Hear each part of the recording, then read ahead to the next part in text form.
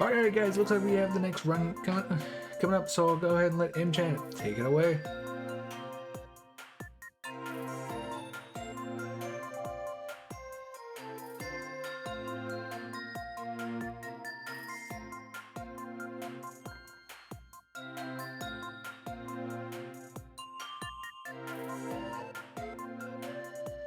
Oh, okay. I was just waiting for the stream to actually see it, but okay. Hello guys. Welcome back to No Holidays Allowed. I believe we're still on the first day of the event, and so far the event's been turning out to be really good. So I'm really happy that everyone's having a good time. We are going to be running new Super Luigi U, so if we're ready to go, time actually doesn't start until I start moving on the map, which means I have to get past a around 2-minute cutscene for that, so let me just go ahead and just set this up real quick. This run has just got in within an hour ago, so I am a little bit rusty right now, so bear with me. But I'm gonna go ahead and just start a new game right now.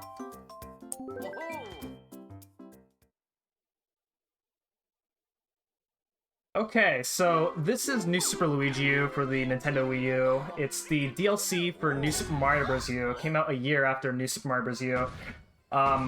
The category I'm running is 100%, and 100% has 5 major requirements. The first requirement, the 5 major requirements are, of course, beating the game.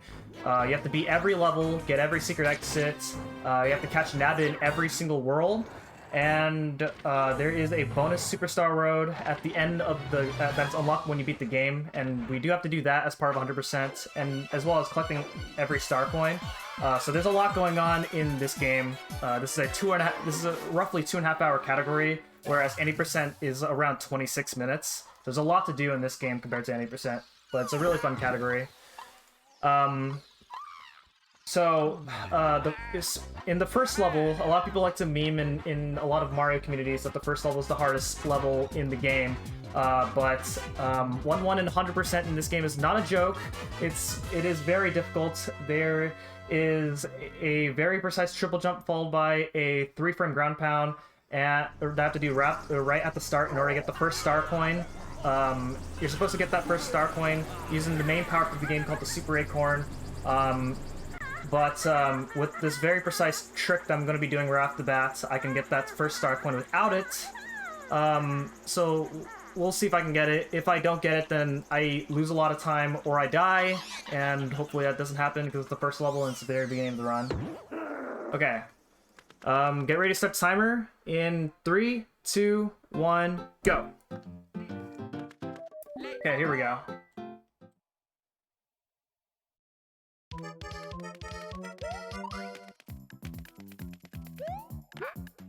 Alright, we got it.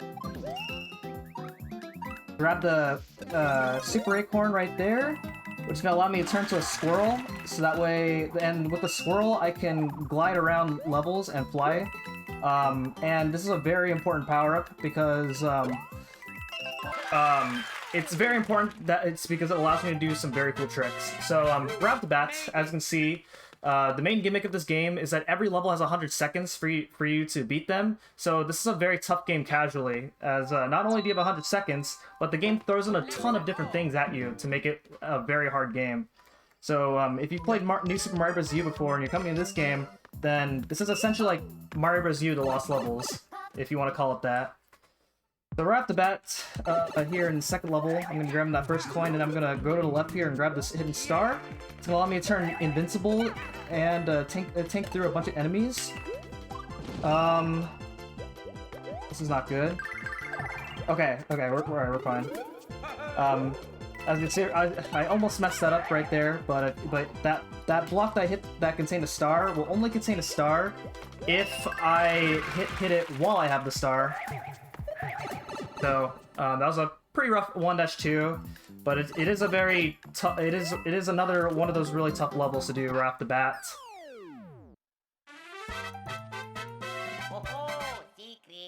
All right, so we're going to be getting the secret exit here. Secret exits in this game are very obscure. compared to a lot of other Mario games, as they're actually like really secret compared to a lot of other secret exits.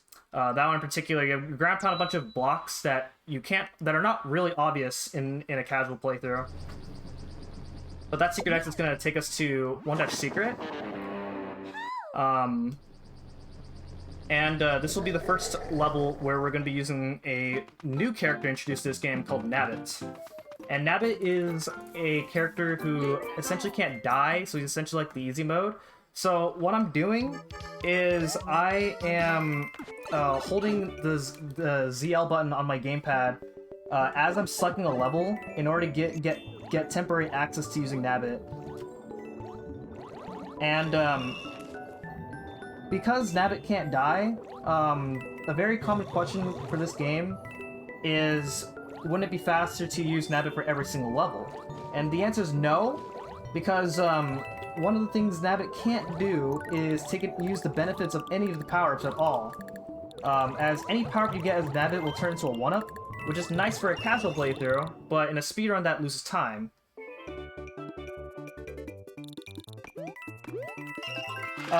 So there'll be more opportunities where you get to see Nabbit used in other levels. Nabbit's used a lot in 100%. That wasn't a very good level to demonstrate Nabbit, as it is a water level, and also that the gimmick of that level is that there's this big Cheep that will eat you, and you'll basically die if you get eaten by him. And even Nabbit can die from him, so it's not exact. So it contradicts what I said about Nabbit not being able to die.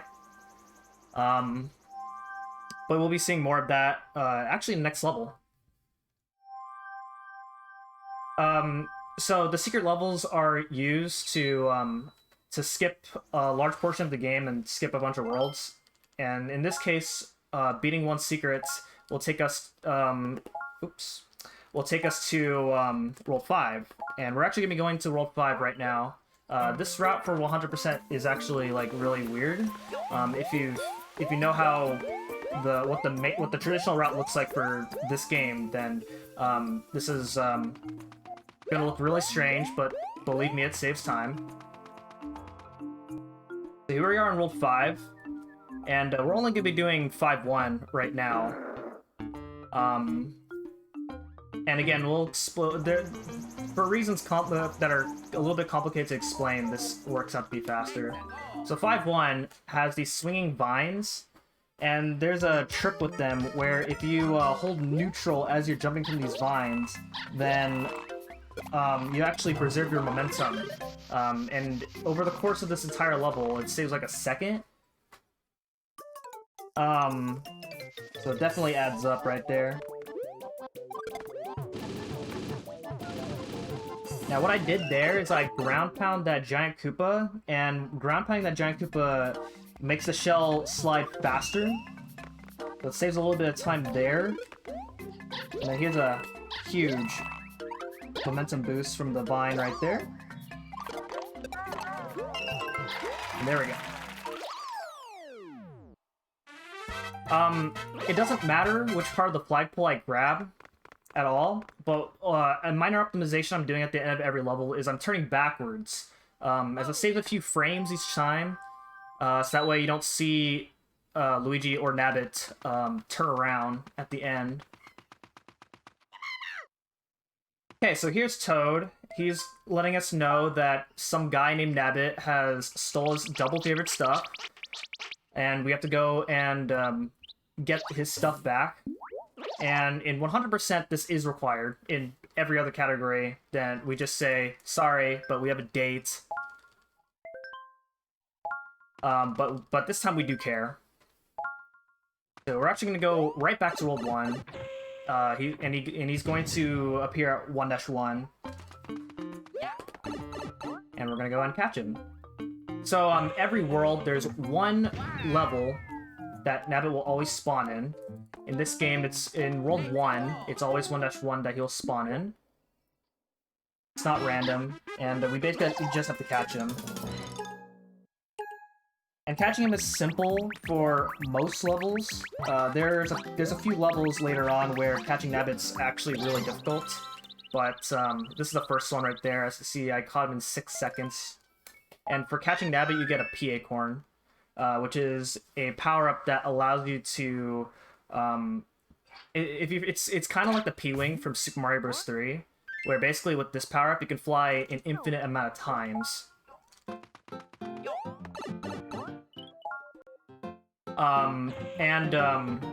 There will be some levels later on where there's some really cool strategies with the P Acorn. Alright, so we're gonna go back to World 5. And again, this is a very complicated route, but it works out to be our current fastest route. I'm gonna go ahead and take my time there since I wasn't feeling confident with that.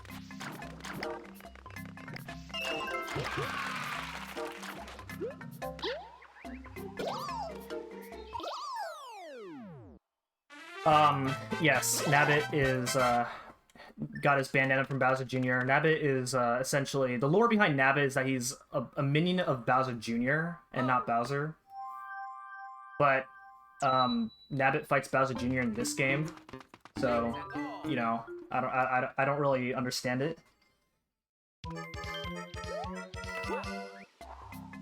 Alright, so we're gonna go ahead and do 5-2 next. I just did 5-2 and I just did 5-3 and then 5-2. The order doesn't really matter that much, as long as you actually do all the levels as suggested in 100%. This is another like tricky secret exit right here, as you have to ground pound the you have to ground pound those set of blocks that I ground pounded in order to reveal that switch. And which will then reveal a bridgeway to get to that pipe in order to get to the secret exit there. Not only the secret exits are hidden, but a lot of the star coins are also pretty well hidden as well. So 100% is kind of difficult in that sense if you don't know where they are. The other really fun thing about this game in particular is that at the end of every somewhere within every level, there's you can see like these hidden Luigi tributes, and that's because this game came out around the year of Luigi, and we're not gonna be seeing all of them in this run, but they're really cool to see. The reason we're not gonna be seeing all of them in this run is because some of them require fireworks, and fireworks lose time. You saw that at the end of the secret exit, I actually slowed down, and that's because I was on pace to get a 77. If you beat a level with the last 2 digits being in double digits, then you get fireworks, and that loses about 15 seconds. We don't want that. You do get an item, but most of the time it's not really that helpful. Alright, so Nabbit has appeared again in World 5 this time, so we're actually going to go ahead and catch him. Basically, if you know where Nabbit's going to spawn at, if you know which level Nabbit's going to spawn at, then you complete that level, and then 3 levels later, Nabbit will appear. So I did 5-3, and then the 2 exits in 5-2, which will then spawn Nabbit here in World 5. And a lot of the routing in this category involves spawning Nabbit as early as you can whenever you enter a world. Alright, so 5-6. Oh, hold on. That's a little problematic. Alright, my cycle's gonna be a little bit off, but hopefully it shouldn't be that bad. Just gonna go ahead and take my time a bit here. Alright, we should be fine. This, entering this pipe should reset the cycles. That should be fine for the rest of this level here. Yeah, we have these sumo bros right here that will, kick down these electric sparks, and you'll get shocked if you get hit by them. And when you get shocked, you lose a lot of time, because, you know, you get this animation of you getting shocked, and then the animation of you losing your power-up, and then you just lose all your momentum. It's pretty miserable, but we didn't have to deal with that too much. So you notice that I'm actually doing the bottom half of World 5 now. World 5 is supposed to be long, and that's because there's another section, and we will be going to that section, but not right now. And again, this works out to be faster, and the reasons are a little bit complex to explain in a marathon setting. The 5-7 has these giant wigglers that you use to bounce off of in order to gain a lot of height. Like this. Alright, very nice. That was a good level right there. Also, another optimization I'm doing here is at my first movement is I do a short hop and a fly, and that's so that Luigi gains max speed quicker, and it saves a few frames each time, and it adds up because we do it a lot. Okay, 5 Castle. Here we go.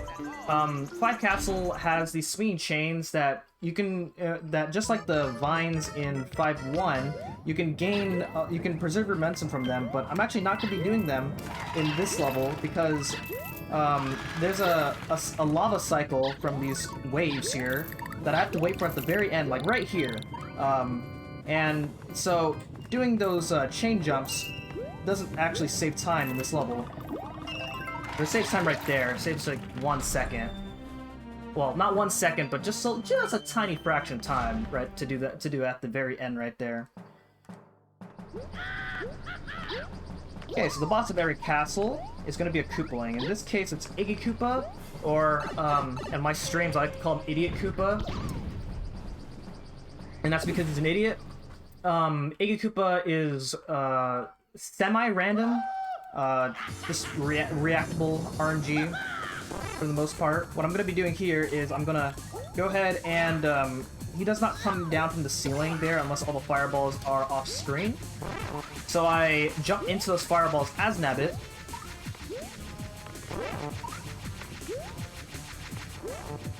And then Iggy Koopa will come down.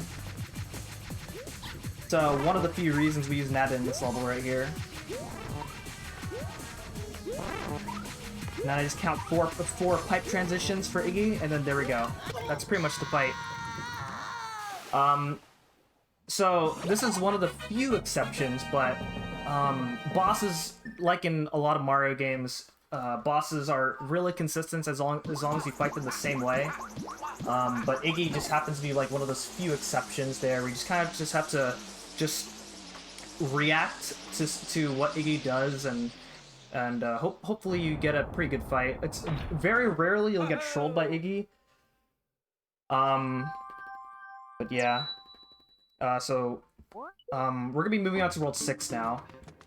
And you might notice I did not do everything in World 5, and that's because we're gonna be going back into World 5 later. The World 6 is gonna be the first world that we're actually going to fully complete. And World 6 is one of the toughest worlds to do, at least to optimize in this run. There's a lot of really tough levels where where like mistakes could lead to several seconds. Usually mistakes lead to like you lose like a minor bit of time. But in World 6, a lot of the mistakes that you make in this world lead to like several seconds, and it's annoying.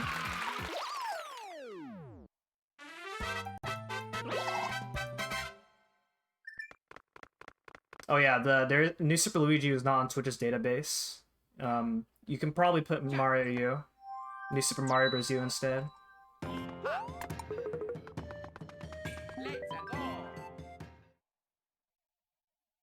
Alright, 6-2. There's this giant porky puffer that will try to ruin you, but as long as I'm going fast and I don't really have to deal with him that much. I'll go up here, grab the second coin, then go down below to get that coin right there, and that's pretty much the level. I'm gonna do a pipe boost right here. Just like that. And that's so I could save just a fraction of time, gain max speed instantly. Made it. Now coming up is our first tower level, 6-tower. And tower levels are these vertical climbing levels. Where they're usually very technical to optimize. There's there's an exploit that I'm going to be pulling off here. Hopefully I can do it. Hold on. Let me, that part didn't really quite go well. Okay, there we go. Alright. So that didn't look like anything, but there was actually a hidden block there that I actually just went right through. And basically, if you fly at a precise angle, then you can actually just fly right through it. I don't actually know the exact specifics why that works, but it works, and we don't really question it. And that's how we like this game. Then you just come up over here and get this third coin, and this is the secret exit. And because this is the secret exit, we are gonna have to do this level twice. So I'm gonna be going back in here immediately to do this level again, but do it normally.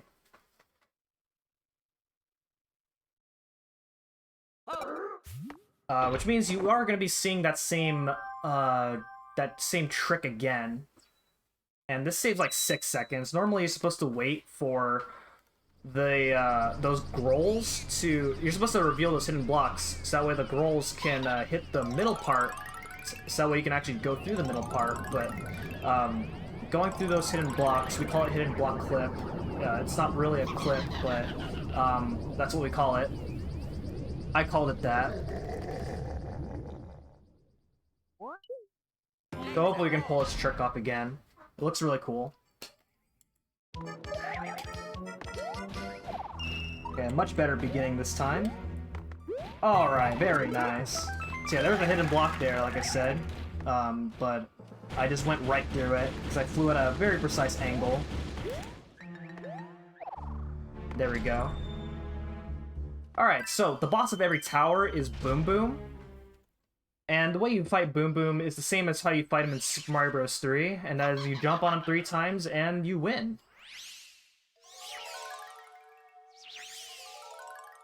There we go. Now, every tower, Kamek powers up Boom Boom to make him do something different each time, so that it seems harder, and this is supposed to be the last time that you fight Boom Boom.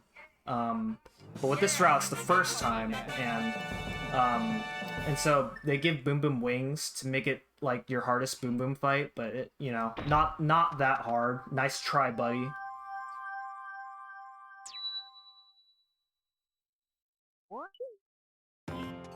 Okay, 6-3. 6-3 is a pretty fun level. It used to be a pain in the butt in early developments of 100%. That's not good.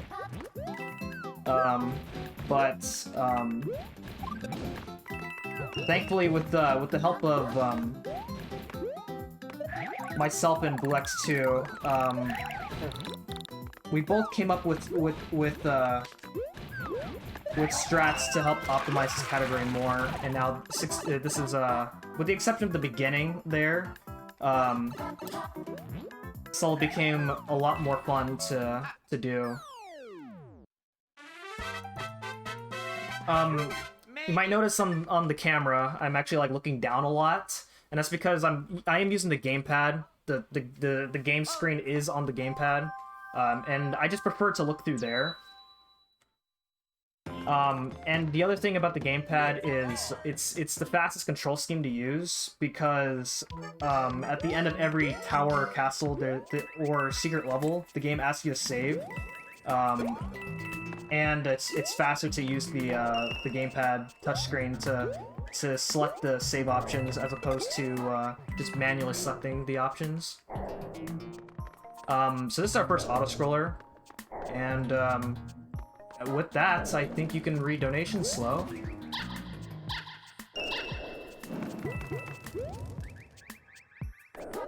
Slow? Are you there? Or whoever else is reading donations?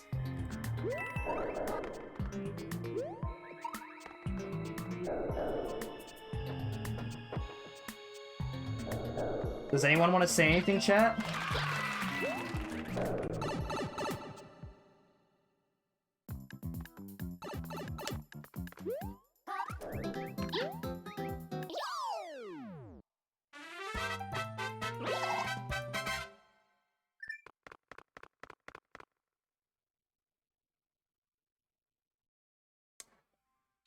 Alright, anyway. Maybe we'll get back to them later. But, now that that level's over, 6-4 is over, we're now moving on to 6-5, and I'm gonna get the normal exit first. I'm gonna be doing this as Nabbit. Actually, that jump actually looked pretty easy right there, but there's actually a hidden block that if you hit it, then you're dead. Thankfully I didn't hit it. I was a little concerned because the part that I jumped on looked very concerning, but we didn't hit it. We just barely avoided that hidden block. But yeah, that first part was relatively simple. Now I'm gonna be getting the secret exit, which I'm gonna be doing as Luigi because it's actually faster to fly up top to the top. First, I'm gonna grab that coin that I missed the first time. I'm gonna fly up here. There we go. Now the next level, 6-Tower 2, is actually the only world in the game where there's actually 2 towers in a single world. And because of this, this makes World 6 a very complex world to route. The 2 towers, as well as the fact that there are these red and blue switches that you use to traverse through this world. Let's see how this goes.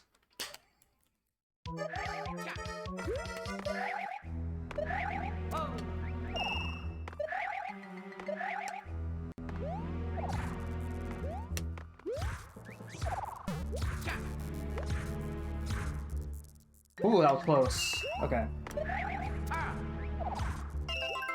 Okay. It's not over yet. The boss here is the Sumo Brother, the giant Sumo Brother, and there's a quick kill. There's a quick first hit that I'm going to try to get. It's really hard to do, but we'll see if I can get it.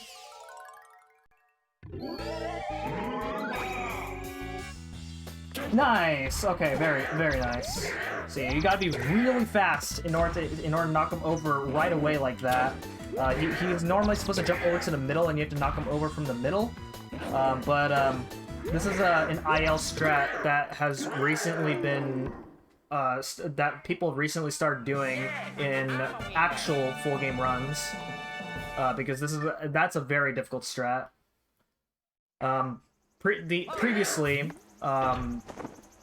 knocking him over from the middle meant that we have to deal with an unfavorable hitbox that the Sumo Bro tends to have.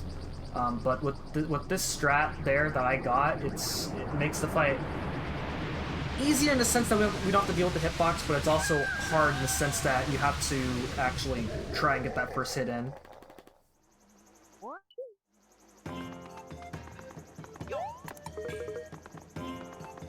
Alright, moving on to the next level, 6-7. 6-7 has these switches that you use to move stuff around. And it's a pretty fun level. So let's see what happens here. First I'm going to start by going up here and grab this star coin. One of the things I really like about 100% as opposed to a lot of other categories in the new Super Mario Bros. Games is that because you have to get star coins in these levels, it actually feels like it actually feels like I'm playing the levels, as opposed to like some of the other categories. Because like one of the reputations that these Mario speedruns tend to have is the fact that you're going forward the whole time. But with the star coins, it actually does feel like I'm playing the levels because there's actual strategy going on. This is what makes 100% one of my favorite categories in this game.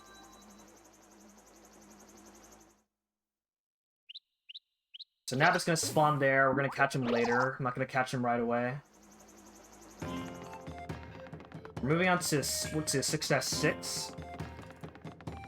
And this is a pretty fun level. It's It's a roller coaster level where you have to ride this thing throughout the entire level. And if there's any donations, this would actually be a pretty good time now.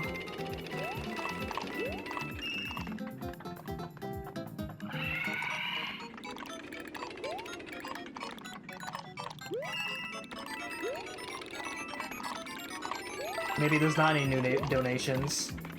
Maybe the chat wants to say something.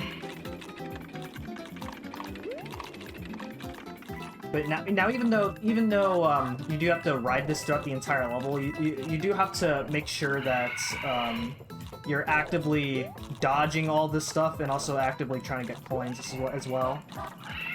As this level's not that easy.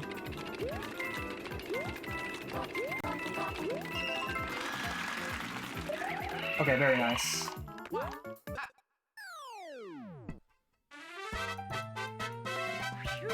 Made it.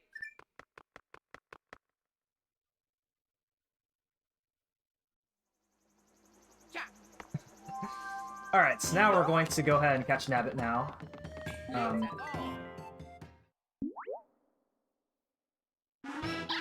So here we go. This one's another somewhat simple one. Nice.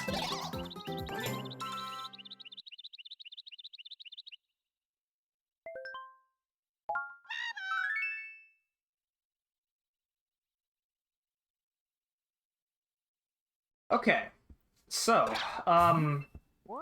I kept the switches red, and the secret exit of 6-5 is going to allow us to hit that leave that red switch on the side in order to have the red switches give me a path in order to enter 6-Castle through the back. Oh my goodness, that was pretty rough. Okay, that mistake was on me. So that's the first step of the run, unfortunately. I do have to make sure that I'm not wasting too many PA corns, as with this route that I'm doing, the power-up route, the power-up management is very, very precise. So now that I took that death right there, that's a very simple death, and that's very unfortunate too. Oh well, what can you do?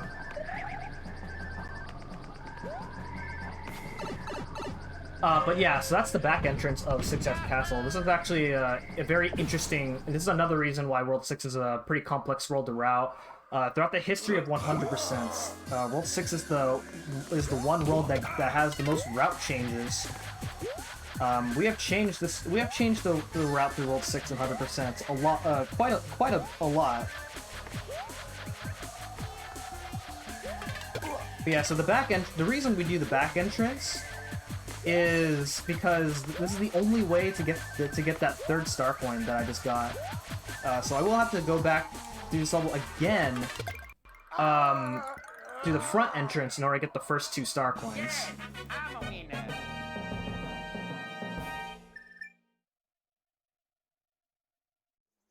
So since this is the only other level that I have to do left here in World 6, I am gonna do this level through the front now. Now, this actually counts as one exit, so if we didn't have to enter this castle both ways, then it would save a lot of time, but there is just no other way to get all the star coins in this level.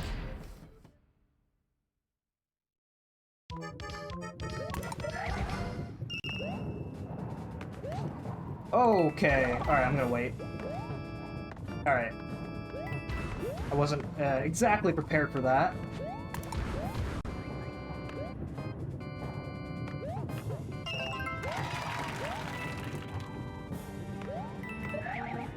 Yeah, so if I was fast enough through that in that beginning there, I would have actually beaten that cycle with the blocks falling down. If I went, then there would have been a possibility where everyone would have got crushed and died. I'm taking it safe. My gamepad is red. My charger's behind me. I'm gonna have to grab my charger right there, right after this level. So I'm gonna have to fight Roy Koopa again. And, well, it's the same time as the first time that we fought him. Very riveting. Just jump over his shell 5 times.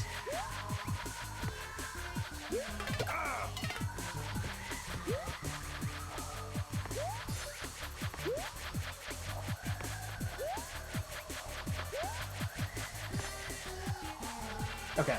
Alright, time to get my turn. Yes, I'm a winner.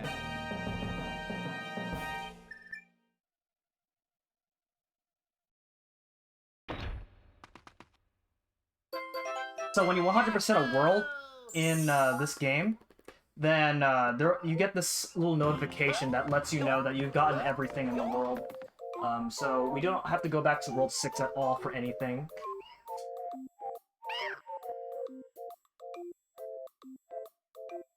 Okay. So now here we are in World 7. World 7's another tough world. It's tough in the sense that this is actually the most luck-based world in the run. Now, the first level here in 7-1 is the hardest world. Okay, I'm gonna opt to do this strat now, since that's fine because the strat that I would normally do in World Record Attempt is actually like really difficult. All right, there's a precise jump. Okay, nice. That jump right there is actually like really difficult. You have a few frames to make that jump. Otherwise, you're gonna get hit by those line of fuzzies and you're dead. Made it. Okay, the charger is plugged in now, so we don't have to worry about my gamepad dying in the middle of the run.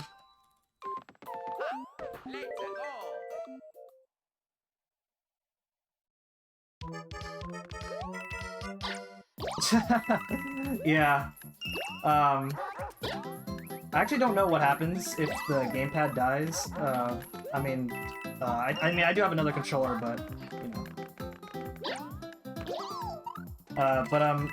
Yeah. So 7-2. Normally, to get those star coins, you have to. There's a star that you would have to get, and to get to that star, you have to use one of those chain chomps that you saw throughout the level, but thankfully we don't have to. With Nabbit, you just basically cheese that level. It's basically what Nabbit's here for, cheesing through most of the hard stuff.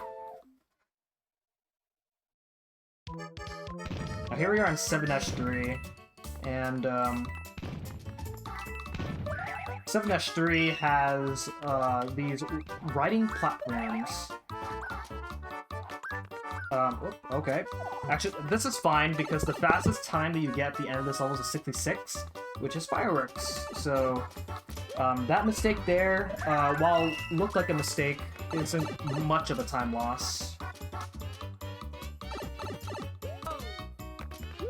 Oh, okay. Wait. Let me, so maybe save it? Okay, we're good.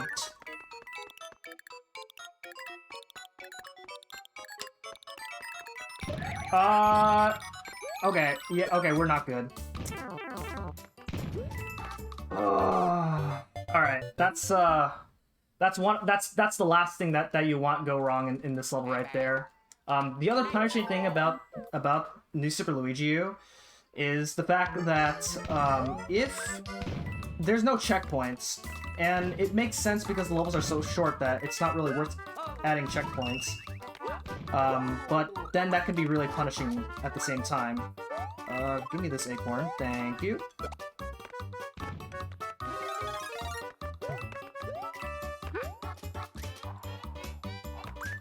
Alright. So hopefully we have a better ending there. I think because I had messed up getting that blue ring, it actually like threw off the cycles of the enemies, which is what I was avoiding more than just trying to get up to the coin on time.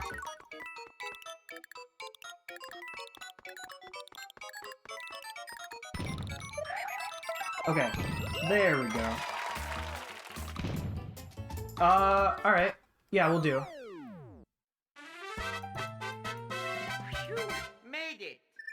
Alright, so because I did die in 7-3, Nabbit is gonna spawn earlier than he's supposed to, which doesn't impact the route that much.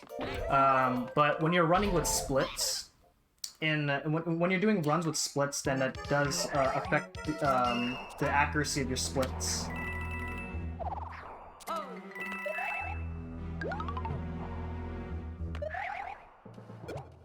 Nice. Oh.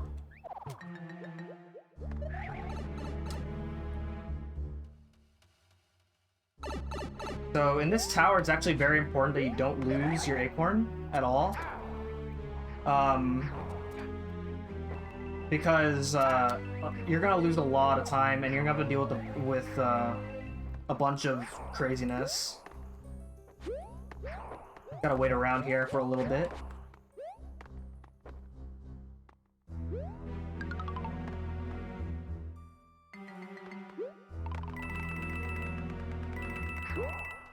So so when I defeated that fire bro there, you can actually you don't have to beat him, but there's a possible chance where you can get hit by the fire bro while you're getting that 3rd star coin.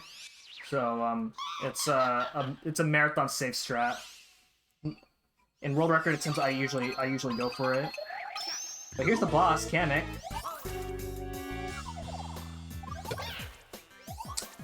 That's a little bit unfortunate. Okay, very nice backup there.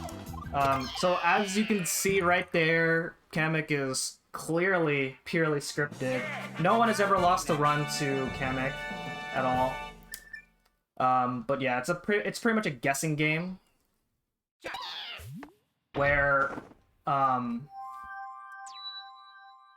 it's pretty much a guessing game where you just have to guess where he's gonna spawn, but the 3rd hit he always spawns in the middle. So as long as you get the first 2 hits in, then you can get a pretty good fight for Kamek. But obviously we just saw there is a glimpse of how bad the fight can go if you are not lucky enough. That's one of the things where having the acorn is super important. The acorn is one of the most important power-ups in the speedrun. I'm gonna get the secret exit here in the ghost house. You have to do like one. It looks kind of YOLO because you can't really see where you're going, but there are consistent setups to making that jump 100% of the time. Now we're gonna get the normal exit here in this ghost house.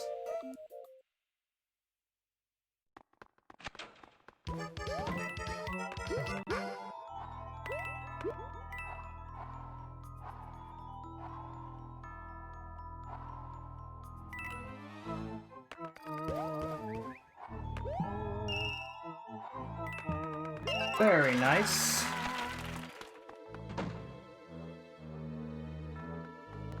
You want to make sure for that you're not flying too high, otherwise you're going to get those blocks are going to hit you.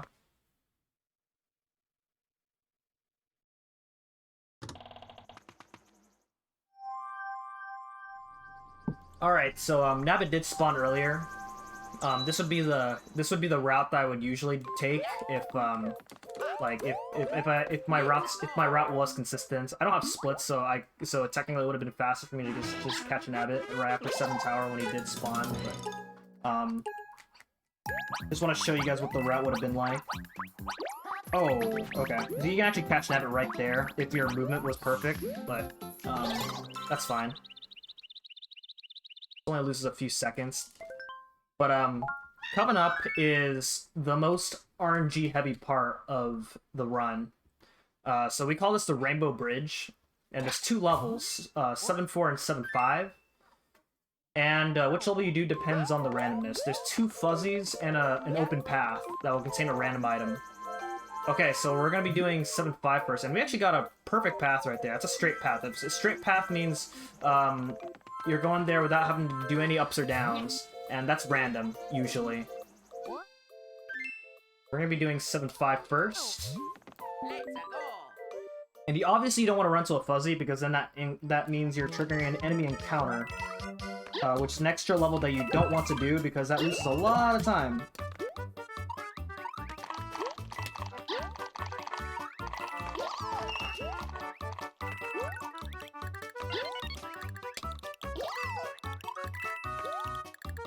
Nice. Okay.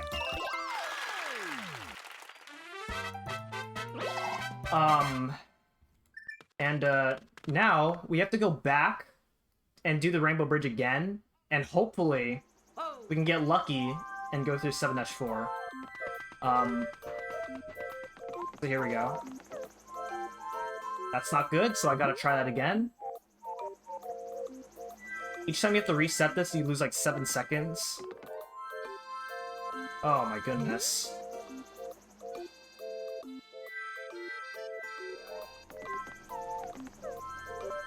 Okay, that's not bad. Alright, so I think I gotta go through the middle. Yes, I do. Alright. Let's go. Now, time to do 7-4.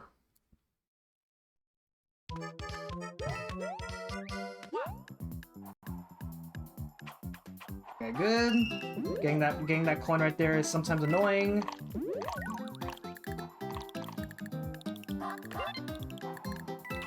Alright, that's the second coin right there. Avoid that boomerang, bro. And then... Okay, good.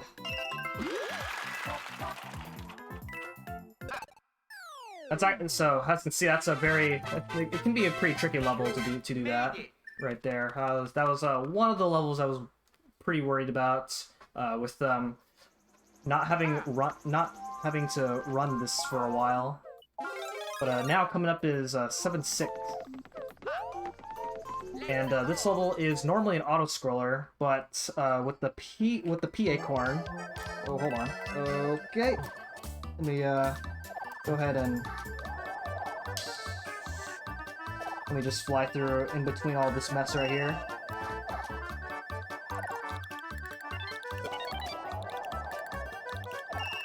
Okay, not the most optimal, but it's better than getting hit and losing your acorn. I could have probably made that and got a 78, but that's okay. If I would have stepped on that block snake right in the beginning of the level, then the entire level would have been an auto-scroller. So using the P acorn is actually... It saves so much time. There is actually a way where you can actually skip that auto-scroller without the P acorn, but that's considered an IL strat. It's that difficult. But here we are on 7 Castle. And 7 Castle, in any percent where you don't have to get star coins, it's simple. Because you can go as slow as you can and not have to work and still beat the cycle on time with these sliding blocks, but in 100%, because you have to go out of your way to get these star coins, it's not much of a option here. Whew, okay. So, that is just as scary as I made that look right there. So, really happy that I got through that mess right there.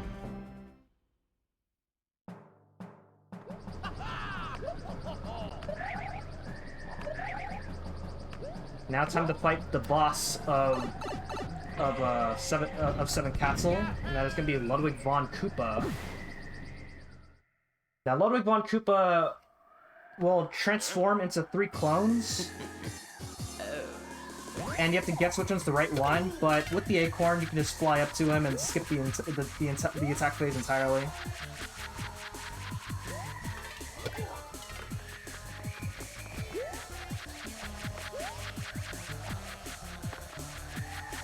And that's the fight right there.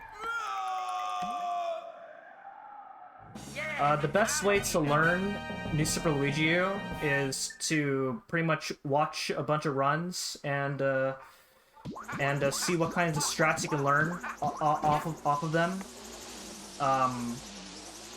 There's not very many resources, so the best way is to just learn by watching a bunch of runs.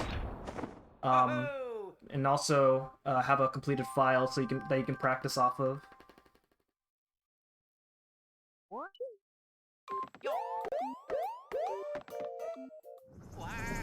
The hardest part, though, is getting used to the physics of this game, as this game's physics are not easy to get into right away. So it definitely takes time to get into it, for sure. Okay, so here's 7 Airship. Normally an auto-scroller, because you have to ride this cloud across the level, but we're going to skip that.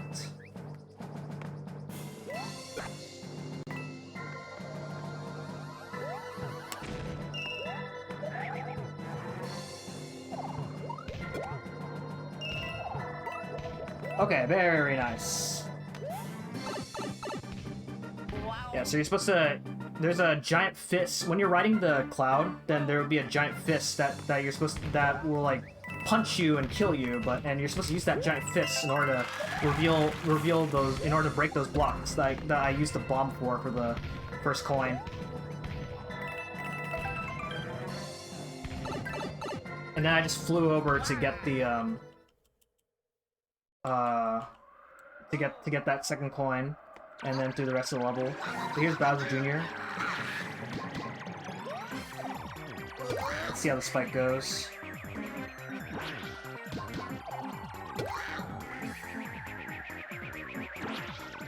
Very nice. Okay, so that did look easy, but that fight's actually really annoying because Bowser Jr.'s hitbox is really small and dead center. So it's not a very favorable hitbox. And there's clips of various runners of this game and a new Super Mario Bros. U where people get screwed out of trying to hit Bowser Jr. People will just jump right through Bowser Jr. You get knocked out of hitting him, or you just get hit. And then when you get hit during the fight or before the fight, without Acorn, this fight is like a complete mess. So that did look really easy, but there are things that can go wrong with that level, or with that boss fight. Practicing ILs is fine. I'm not much of an IL runner, but I do practice ILs a lot when preparing to do runs of this game. And what levels I recommend. In my opinion, I practice World 6 the most whenever I'm practicing, because World 6 is generally the hardest level to do, and really easy to make mistakes in. But spending the most time on are usually what most people would say is just the levels that will give you the most trouble, which in my opinion is World 6. Alright, so here we are on World 8, Final World, and we're gonna start with 8-1. There are these raining fireballs that come out randomly. I'm gonna start by doing the secret exit. Okay. Not a very good fireball pattern right there. There's 3 different fireball patterns there: a left side, a middle side, and a right side of which side of the blocks that the fireballs will rain on.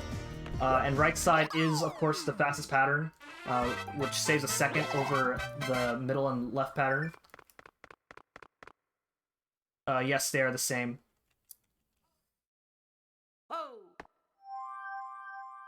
So that was the secret exit, and of course, since it's 100%, we are going to be getting the normal exit here.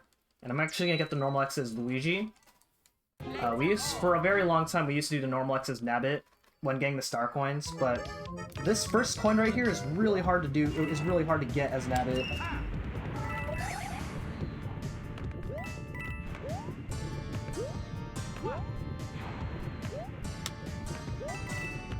Grab this coin.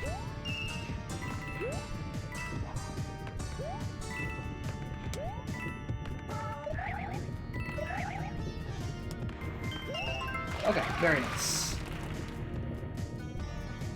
Yeah, so as long as you go as fast as you can in this level, You don't really have to worry about the fireball patterns while you're getting the normal exit.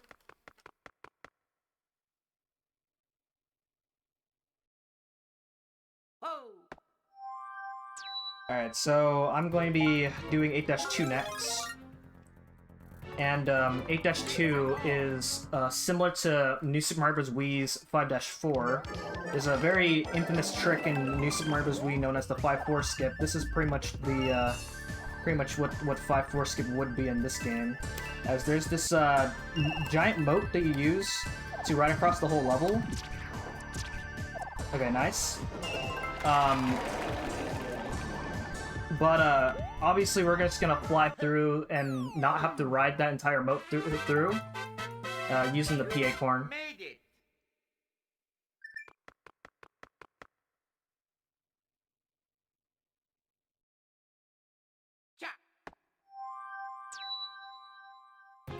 8-3 has these cogs or spinning gears, whichever one you want to call them, and they have really weird physics.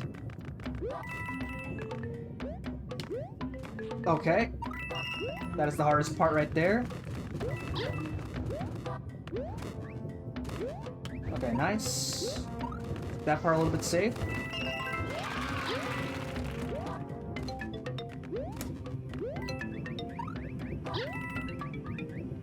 Okay, very nice.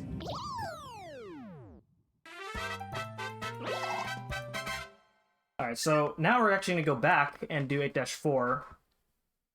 And 8-4 is a very technical level in 100%. It's already technical in any percent, but it's pretty crazy this time. We're gonna go over here, fly up to get this coin.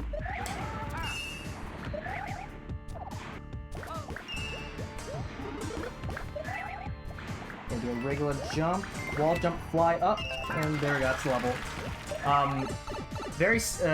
Looks really easy, but if you mess up, then your cycles are gonna be really off, and the improvisation in this level is really hard.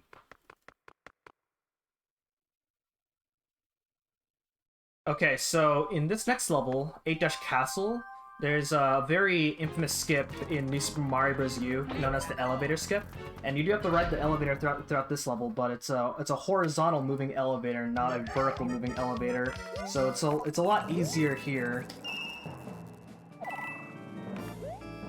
Grab this coin and then just jump over this spark.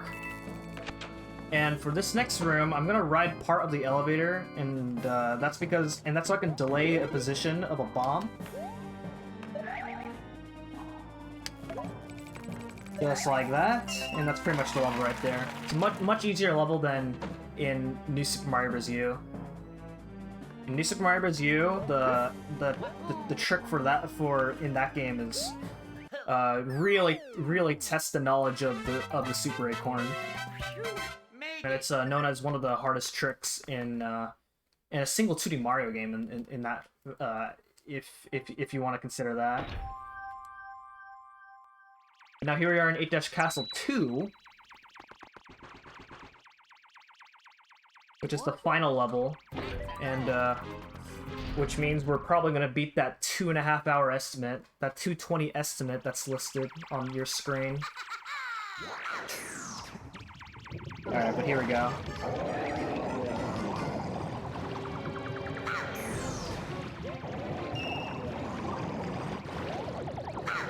Uh-oh.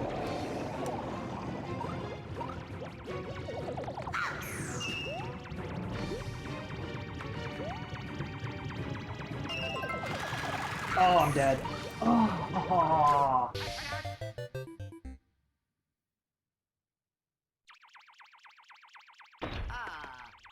So normally, ooh, that's a what do I do about this?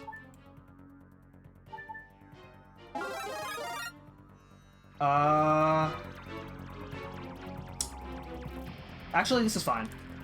I'll just This should be fine. I'll just this actually messes up the power-up route a little bit, but oh my goodness. Okay, hold on.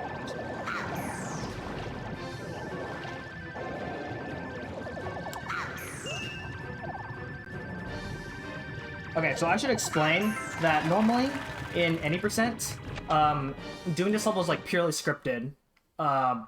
But because you have to get star coins, you don't always get the same exact results.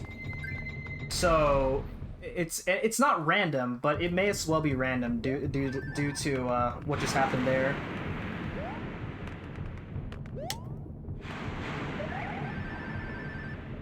Now, well, actually, first this is the hardest fight in the game. Oh my god, I did it!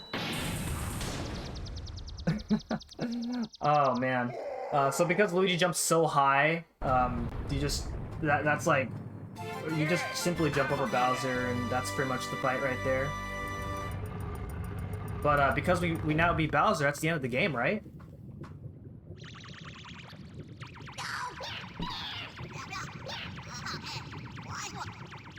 Wait, what are they doing? I've never seen this before.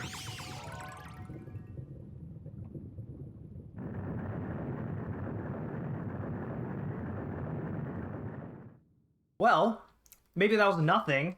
So let's just go rescue the princess. She's right over there.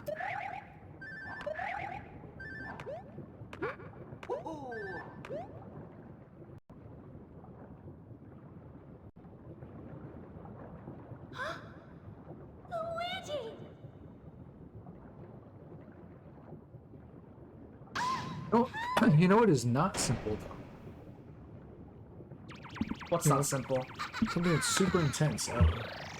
Donate. If you use the command !donate, you can donate to save the daughters. That's a very frame perfect trick, chat. But I think if you can just type out just perfect. Okay. So there's a lot to explain in this fight. So what I just did there did not really look like anything. But if you fly up right as soon as Bowser shoots his first fireball, then it actually skips shooting the second fireball. We call it fireball skip. It saves 2 seconds. The next thing that I did that I'm going to be doing here is I took Bowser Jr.'s clown car, which is supposed to use to hit Bowser. And if I hit him, then I lose the clown car, and Bowser Jr. is going to try and get the clown car back. But if I beat him to it, then I can actually keep it for the immediate next phase, and keep it for the immediate next phase, which completely skips all of Bowser's attack phases. If you let Bowser Jr. get the clown car, right as if you let Bowser Jr. if you let Bowser Jr. beat you to the clown car, then you have to go through Bowser's attack phase, which loses 20 to 40 seconds or even more. It's completely random. You just lose a lot of time, pretty much. It's a very... But if you can keep the clown car throughout the entire fight, then it's a really fast fight, which is what happened there. That entire fight went by really quick, that I didn't really have time to explain everything before the fight was over.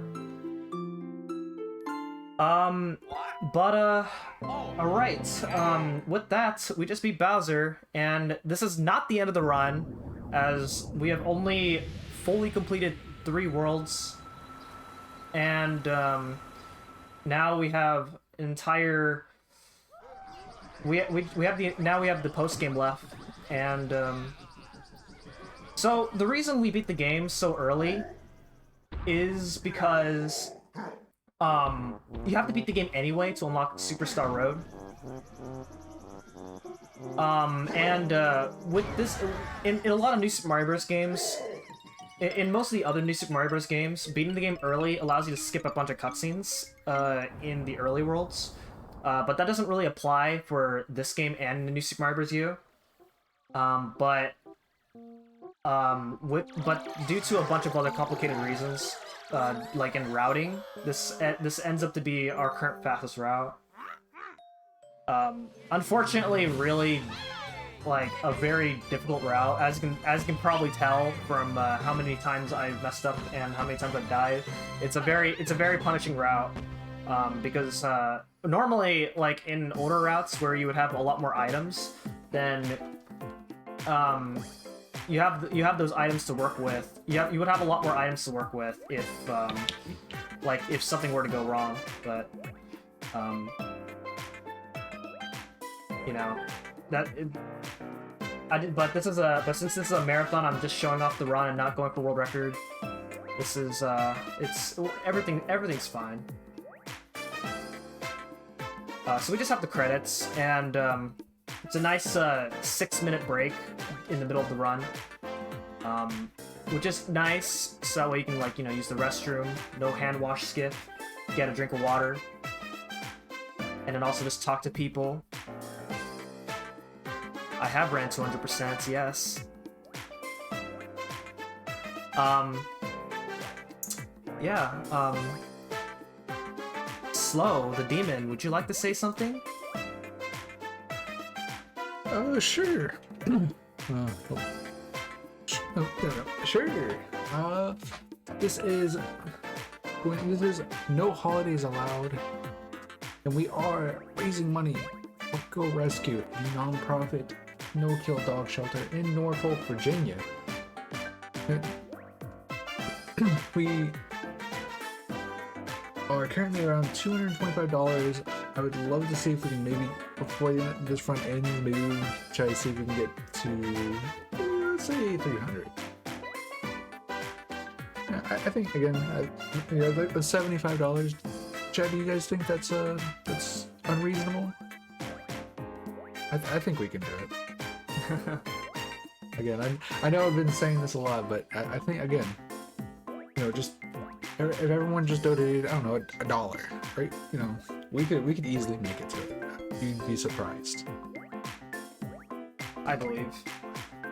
But if you guys don't know what this event is, this is this is No Holidays Allowed. We showcase everything from your standard speed runs of glitched and glitchless to even wacky, crazy runs such as randomizers, bingos, or even some of the things as task showcases. So sit back, relax, and we'll get back to the run. I'll give the chat a reason to donate. This hat I'm wearing, I'll give you guys an incentive. I'll let you guys have a bid war to donate to take off this hat or to leave the hat on, whichever you guys want. And we still have an hour left of the run, let's make this bid war a fun bid war.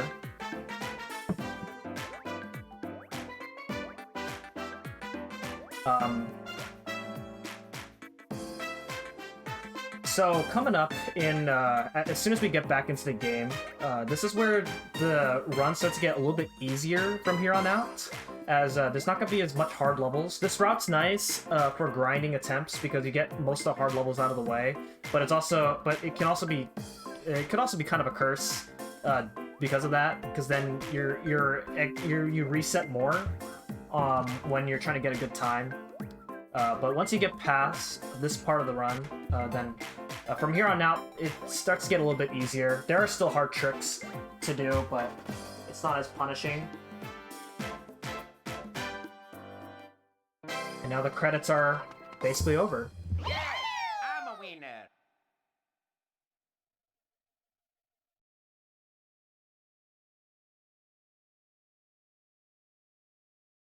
So we're going to go back into doing 1-2 since that's the first level that we're going to be doing in post game. And normally there's a trick called the 1-2 skip, and it's by using a PA corn to fly over the entire underground section of the level, and it saves like 16 seconds. But unfortunately, I used my last PA corn currently in 8-Castle 2. because I needed to use an acorn. So I am gonna have to do this level normally, but that's fine. Yeah, so normally, if I had the P acorn, I would have actually just flown over this entire section. It skips this entire level right here. But that's okay. We know how to do this level.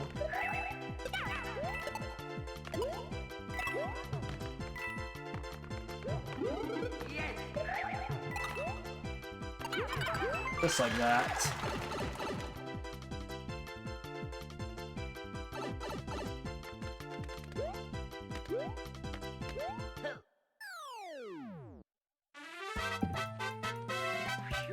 Made it. Well, What's that? sorry. I was trying to make sure I was actually also muted. But it looks like we did get a single donation. Okay. It says, looks like Slow the Demon has donates $5 saying, is that a Santa hat? Get that out of here. Oh my This is god. no holidays allowed. Wow. Thank you so This guy much, doesn't- Slow the Demon, whoever that is, for that generous $5 donation. Again, Yeah, if you who's guys would that? like to. Yeah, who is that? I don't know. But if you guys would like to donate yourself, you can use exclamation point donate. And you can also check out all the amazing incentives as well. Because we have plenty of naming bid wars coming up for Final Fantasy IX. So if you guys are a big Final Fantasy IX fan, you guys can name the characters whatever you would like to. If that sounds great, that sounds fun, you should check that out. There's also the poll currently going on right now where you can have the hat be taken off or put back on. But currently right now, taking off the hat is currently winning. We'll get back Alright, to so the other beneficial thing about beating the game is there's actually no save prompts, so I was able to go straight to this level with, immediately after doing One Dash Tower. This level here, I'm doing this level as Nabbit. This level, you're supposed to do this level as Yoshi, I'm not getting Yoshi. Yoshi's slow in this game, unfortunately, as much of a Yoshi fan. Okay, nice. That last jump right there is the hardest part of doing this level as Nabbit. If you miss that, you're not going to get that third coin, and then you have to pretty much redo this entire level. Oh, the hat bid war is real? Alright, awesome. Get you guys' donations in. We can probably, since I have another run on Friday, we can probably keep that, since I don't have anything for New Super Mario Bros. 2. May still have something to donate for. Alright, so usually in a fork situation where like this, where you have two levels to choose from, it usually doesn't matter which of the two levels you do first, because you have to do both of them anyway in 100%. But but you want to do 1-5 before 1-4. Otherwise, you have to avoid that piranha plant after doing 1-5 second. I'm going back to 1-4 here now, and that way I can save time and map movement from not having to avoid that piranha plant. Well, we're technically avoiding it anyway, but that's besides the point.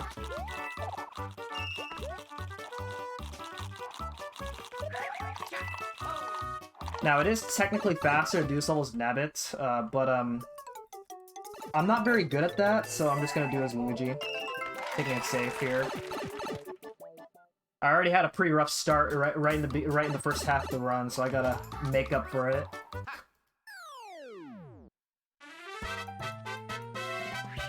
Made it.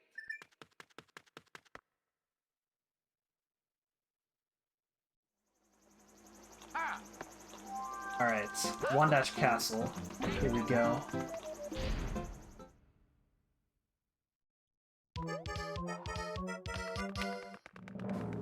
Okay, awesome. The second coin here requires us to have an acorn to fly to the coin. Just like that. And then, normally you're supposed to use that switch right there in order to, get across these, munchers, but, obviously with the acorn we can just fly over those munchers entirely.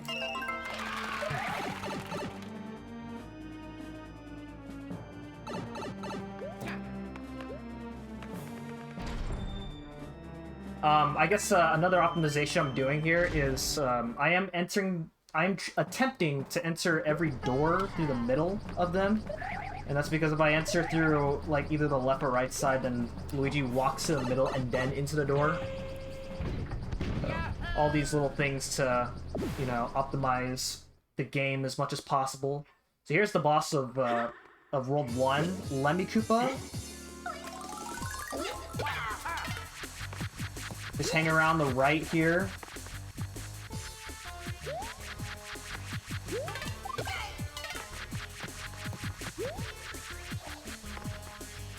Yeah, he would otherwise throw like this ball bomb, but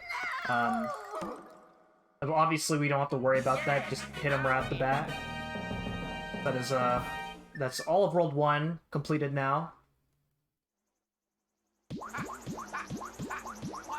Now we're going to be moving on to World 2, which is a desert world. As you can guess, just like with a lot of Mario games, every world has a specific theme to them. This is an acorn-themed world, and now we're about to go into the desert world. The other fun thing about the worlds in this game is that all the worlds have food names, except for Superstar World. Because I guess because Superstar is not there's no food behind Superstar. But this is Layer Cake Desert. As you can see, there's a bunch of cakes, and it's all deserty.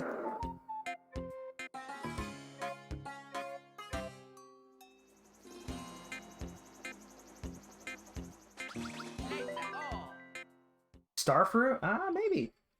It's a good one. Haven't thought about that.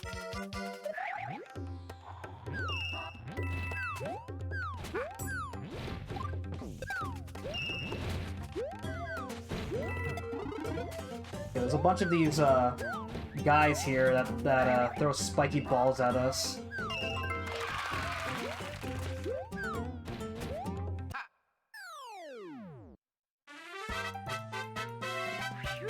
Now, in a normal route of this game, this would actually be the level where you would first activate Nabbit in World 1. Just thought I'd point that out for anyone playing the game casually. Now here we are, and now we're going to be doing 2-2 and 2-3. Again, it doesn't matter which of the two you do, as long as you do both of them. I do 2-2 because I like doing the harder levels first. And this level is pretty hard to do, even with Nabbit. There are these, Grolls that will knock you over if you get hit by them, even as Nabbit.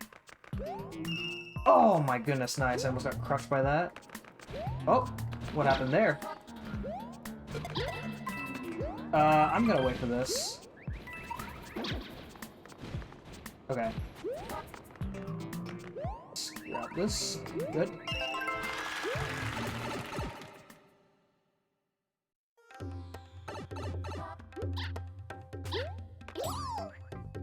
Alright. Thankfully I didn't go terribly bad. If I did that part that I did wait for, due to the fact that I messed up, I would have gotten crushed if I actually went right through.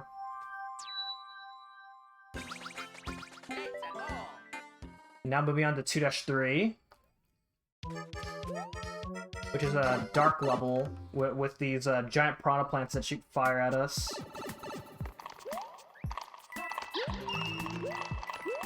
I do have to wait right here in order to get this coin.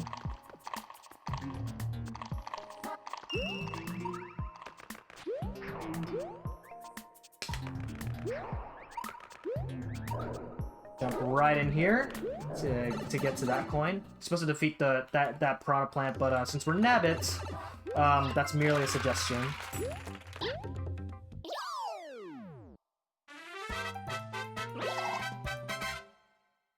Alright, 2-Tower is one of my favorite levels to practice, because it looks really cool if you do it right, but then you feel really bad when you don't. There are these spinning gears that you use to open up the part of the level. This. Got this coin right here.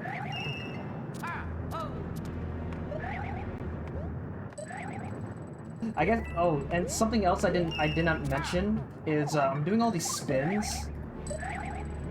I'm doing all these spin jumps, and some of them are for fun. Some of them are actually important, and that's because when you spin jump with the super acorn, it's actually the height of a triple jump, and that extra height is very important in order to make some jumps, large gaps, some tricks, or anything like that.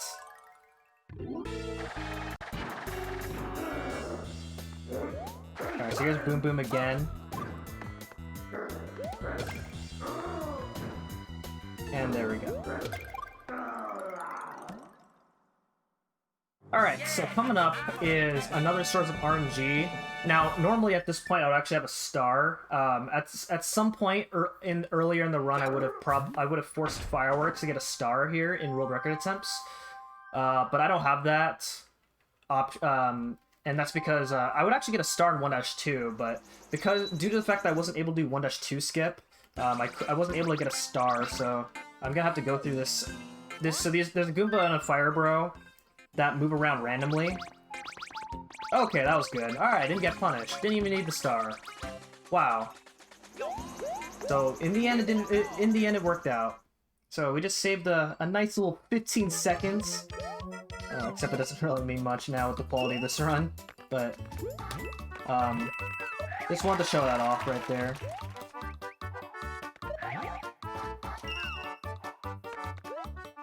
But yeah, I would actually get a star there, so that way I wouldn't have to worry about the randomness of those enemies. But I didn't really have that option, so I just had to go through without a star. And when you're in world record attempts, when you're in like an hour in, you don't really want to rely on RNG that late into the run, but that worked out.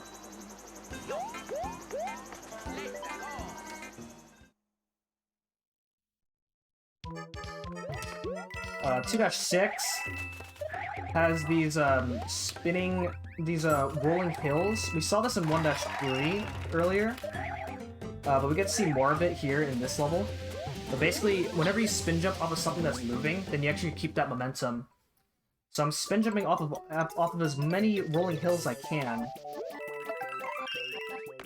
in order to keep my speed. And over the course of the whole level, you save a couple seconds. It's a pretty crazy level, right, for that fact. And because we're Nabbit, we don't have to worry about these Piranha Plants or that Lakitu trying to ruin our day. Go to that Piranha Plant and grab that third coin. That is, that's the level right there. And we're actually gonna now go to 2-4. So I took a little strange path around this little ring here, but we're gonna now go back to 2-4. And again, this routing is a little strange in order to optimize, well, in order to make sure that Nabbit spawns at a convenient spot. Because basically, when you're just doing all these levels normally, like as you're just going through the route, you would have to backtrack a lot. Like when you're doing this level, when you're just doing these levels in the intentional order.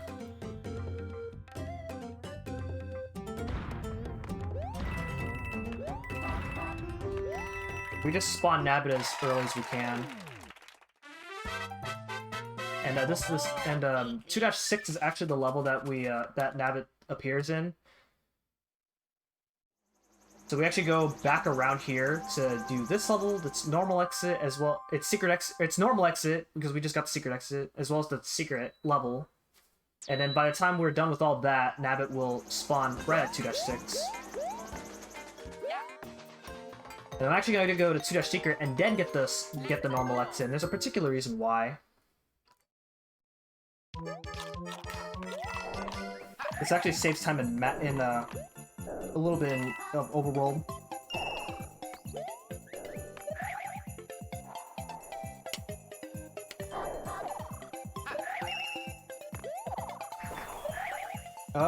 Let's defeat you. Okay, there we go.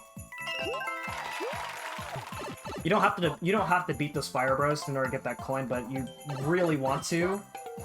Just because those guys can really get in your way as you get that coin. You made it.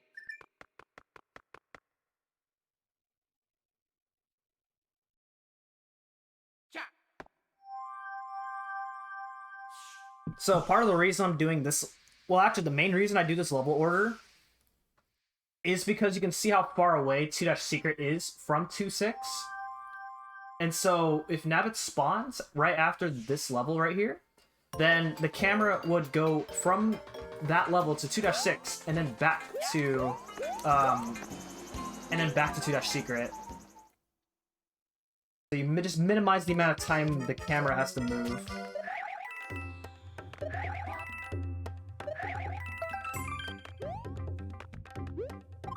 Okay, reveal this hidden vine block right here.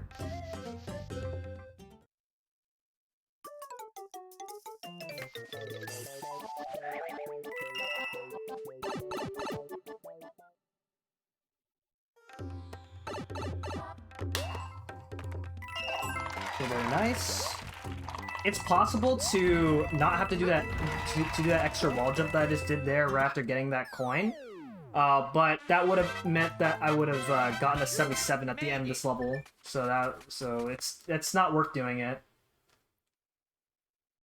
So as you can see now, Nabbit's gonna spawn here, and you can see how much closer I am to Nabbit from this spot. Now we're gonna go ahead and just catch Nabbit right now. And this Nabbit catch is really easy due to the fact that we can exploit the rolling hills.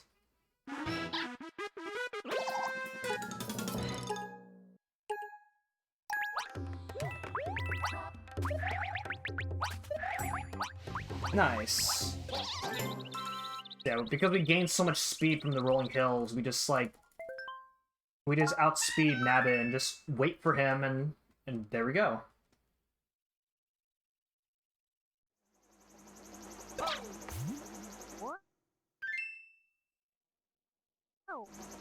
Alright, 2-Castle.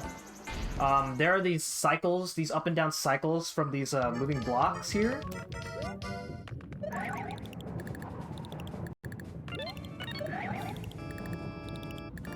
Ground pound that to get that coin, and then that's the hardest coin of the level right there. You can very easily die just from getting that. There we go, that's the level right there. And now for Morton Cooper Jr., the boss of World 2.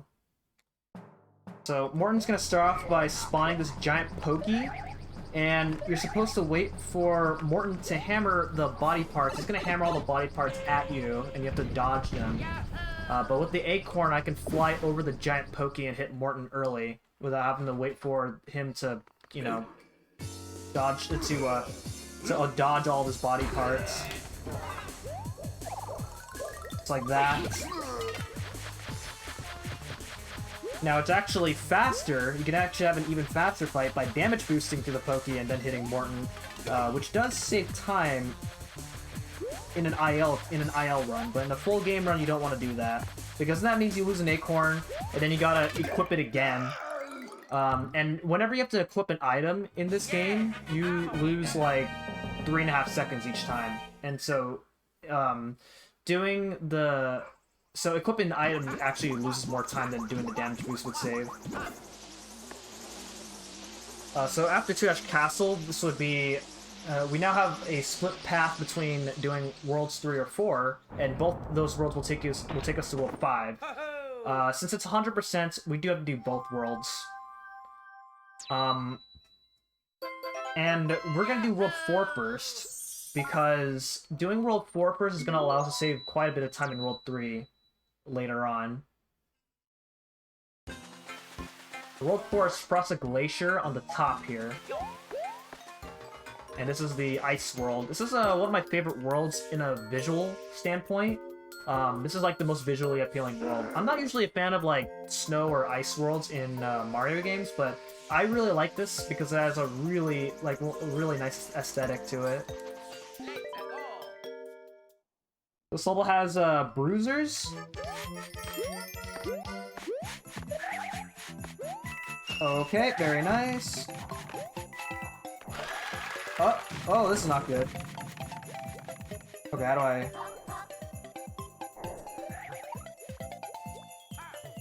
Okay, hold on. This is not going well. Okay. That was a that's never happened situation I just put myself in there.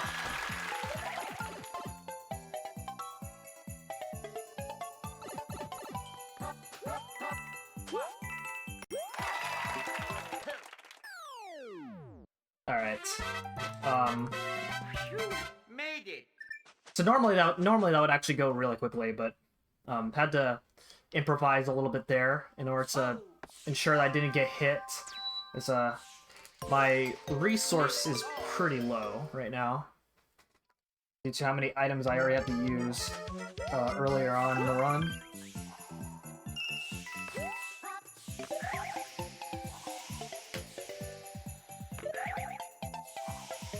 Okay, very nice.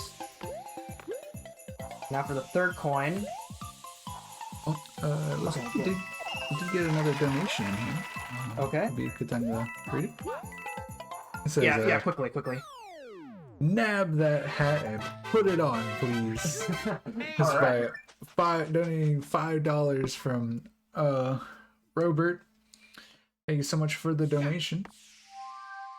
So it looks like the hat is going back on. Technically it's tied, but you know what, I'll allow it.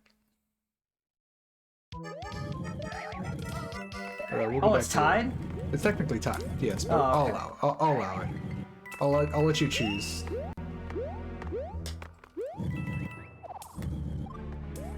Come on, guys, it's December. Don't let the marathon title win its name.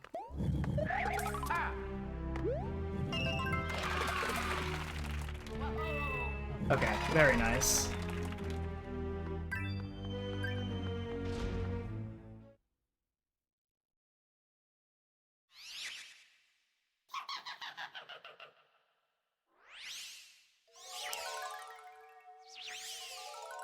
You can keep reading if you want.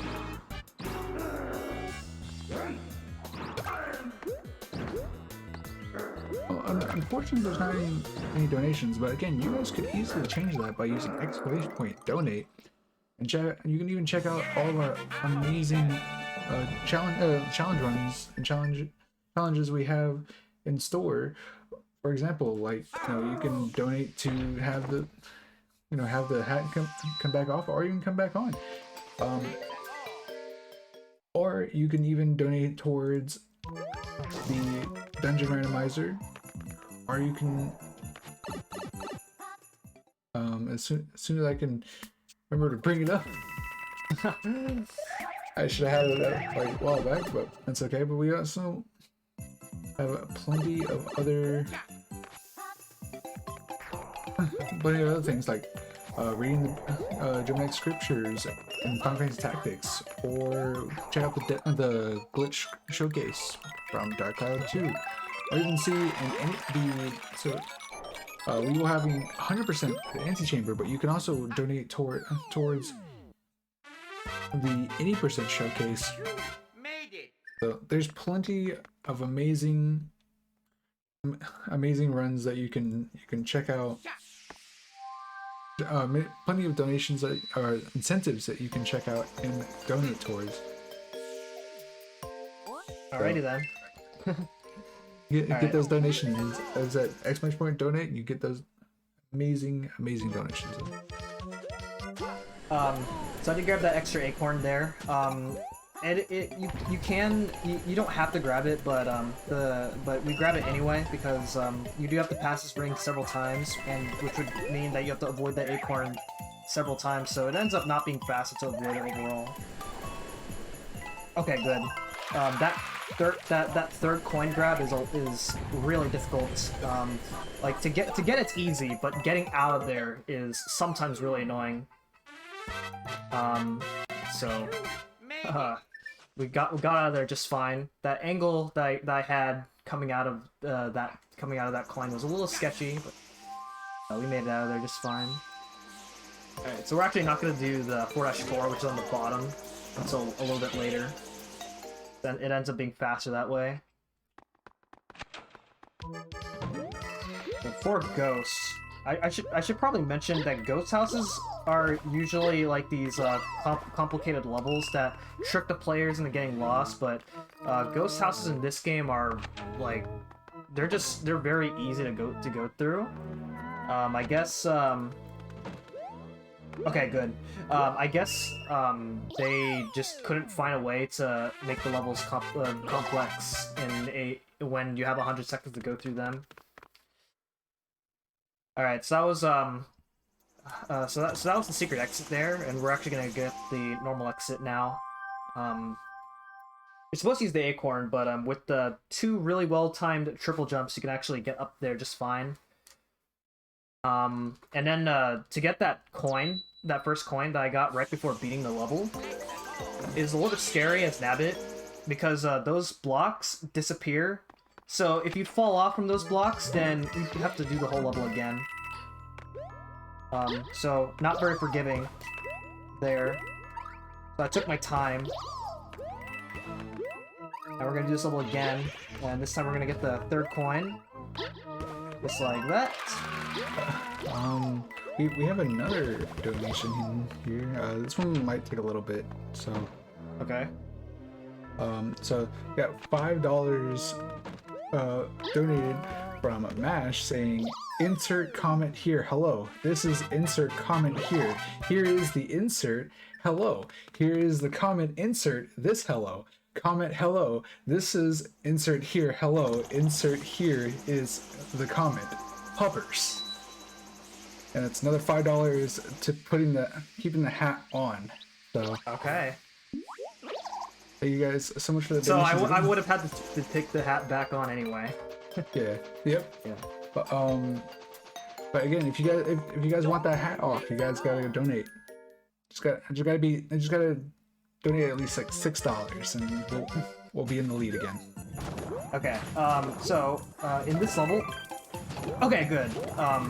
So so you can get knocked back, but you can get knocked by those icicles, and so I take advantage. I exploit that by getting knocked from the very top of that one icicle right there in order to get up to the part with the first coin. And that's actually not as easy as I made it look. It's really hard. If I had missed that, then the backup strategy is really annoying to do. So thankfully we got that just fine. That was a 4- secret. Gonna reveal the path to World 6, but which we already did, so we're not gonna go there. Now we're gonna go to Fort Castle. I'm gonna wait around here. If I went right away, I would have ran into those penguins, and running into the penguins is not fun because again, you trigger an enemy encounter with them, and the hitbox of beating them is not favorable at all. So this level is uh-oh. Oh my god. Alright. I'm pretty sure that's fine because I'm like you lose an acorn anyway for at this point. So but this is a speedrunner level because normally to get through this level right here is you have to like run through all these thwomps here. And of course as Nabbit, you pretty much don't care about that. What happened, the reason I died there was because one of my wall jumps didn't really go through. One of the issues that new Super Luigi U faces is just due to how the jump physics work, it's really easy for an occasional drop input when you jump. Or at least when you try to do a jump input. So I mean, it sounds like a John, and we may as well, it may as well be a John.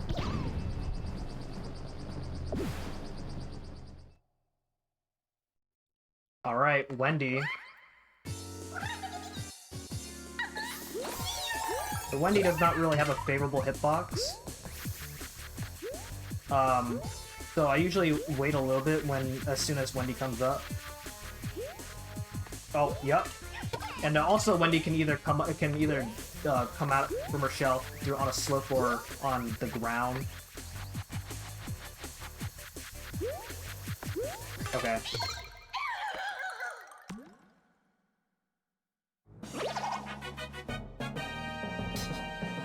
Alright, so we're not quite done with World 4 yet. There's still a couple more things that we need to do.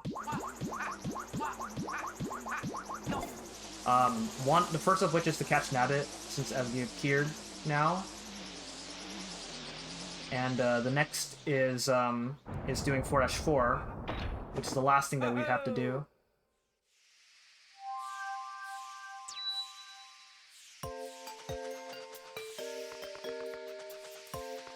We are gonna get this acorn again. Here we go. So I don't have an acorn for this. I have no power for this, so let's see how this goes. It shouldn't be that bad.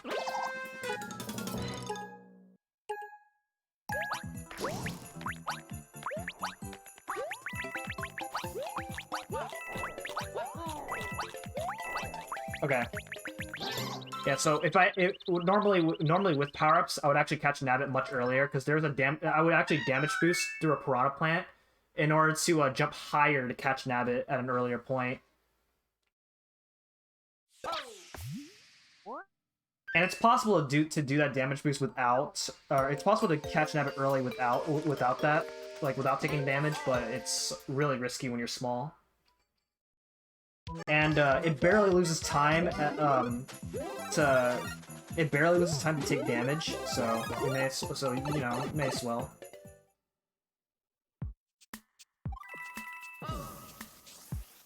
Alright, so this level, you do need the penguin suit, which is why I'm gonna grab it. And the reason we do this level last is for the penguin suit, and having the penguin suit now is gonna allow us to save a lot of time in the next world, which is World 3. So completing World 4 will take us to 5 Castle. Or completing World 4 will take us to World 5. But we're not going to go back to World 5 yet, because we still have World 3 to do.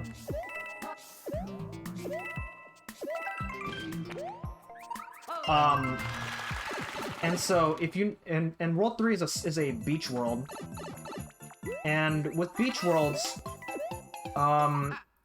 there's a lot of water levels, and so having the penguin suit is going to allow us to speed up our swimming movement through those levels. Is that time? Yeah, this would be a good time, like really quickly though. Oh, okay. So we got another $6 donation from Slow of the Demon. Says, "What? Why is this hat back on? This is no holidays allowed. Bah humbug." So that does put taking the hat off in the lead.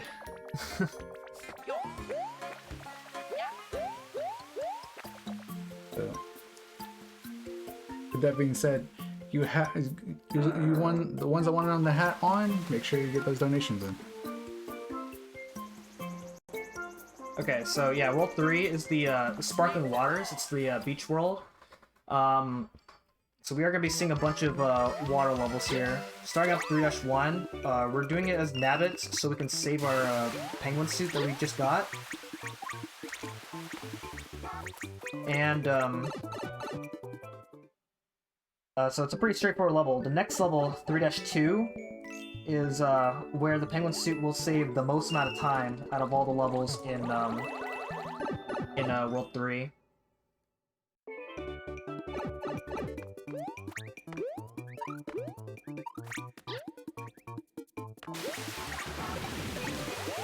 Have that coin right there. Use these rocks. Oh, missed one. Okay, that's fine. The other beneficial thing about using Nabbit, which I haven't talked about up until now, is that Nabbit cannot get fireworks. So if I was on pace to get fireworks as Nabbit, it would not have mattered at all. Alright, so here we go, 3-2. Very long horizontal swimming level. And you can see, and with the penguin suit, we can swim much faster than normal swimming.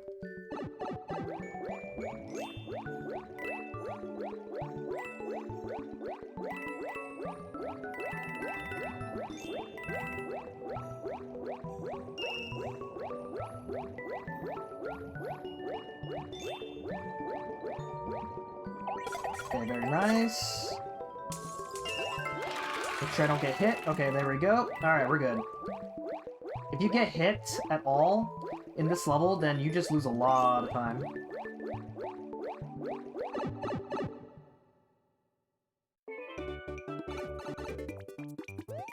I'll just do a dive right here so I can gain a little bit of a speed boost to save a little bit more time. Made it.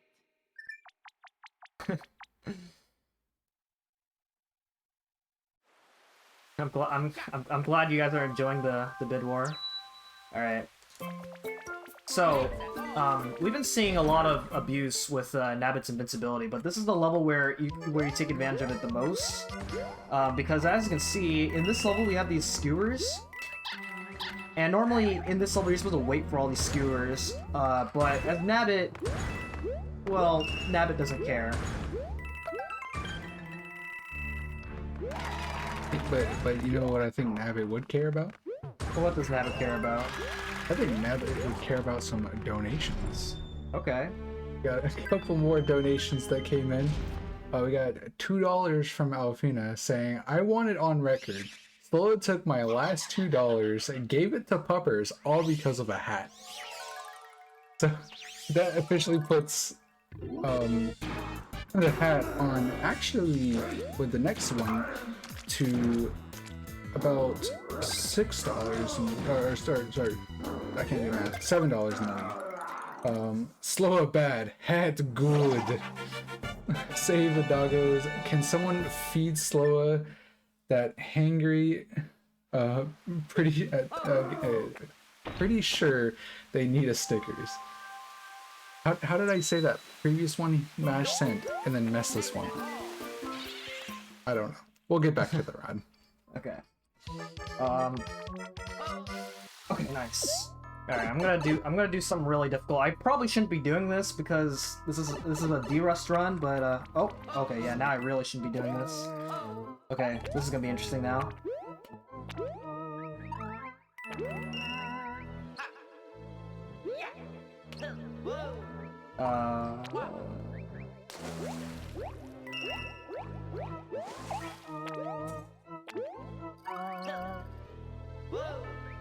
Okay, alright, we're good. That's not really what's supposed to happen. If you, as you can tell there, what the idea is, is I would have actually slid through the entire part of the level using a penguin dive, but because I messed up there, I'm not able to. The improv was really real for that. Okay, so we're actually gonna go over here to do 3-4. This is a level where Nabbit's gonna spawn in later, so we're gonna do it as early as we can.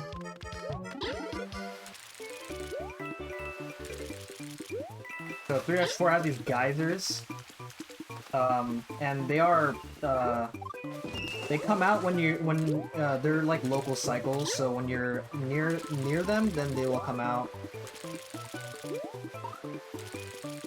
There's a really cool strat near the end of the level. Hopefully I can get it. If not, then that's okay.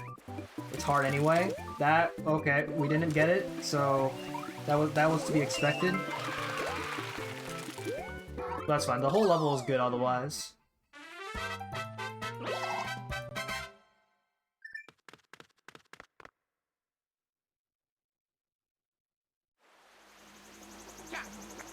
Alright, so actually now gonna go back to 3 Ghosts. And get the secret exit. Here we go.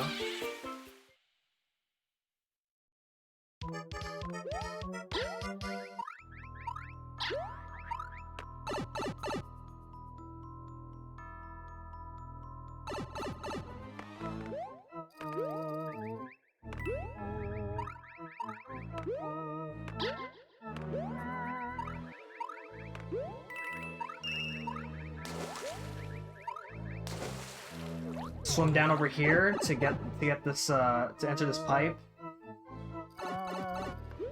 and this is where the secret exit will be.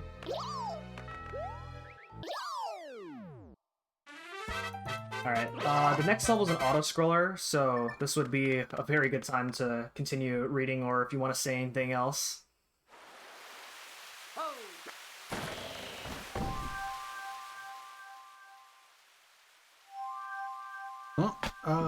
Unfortunately, still no new donations. I cannot speak all of a sudden. But if you guys use exclamation point and donate into the chat, you can actually donate. Again, you know, if you guys want that hat off, it's only $7 off. Or $8 off, sorry, to put it $1 hat. $7 to tie. $8 to take it off. But if we can get some more donations in, we got plenty of time, and you know, let's see if we can make it up to 270 maybe, since apparently we're not going to quite get to 300. But hey, let's see if we can at least 270, right? I know it's a bit late, especially here in the NA, but so.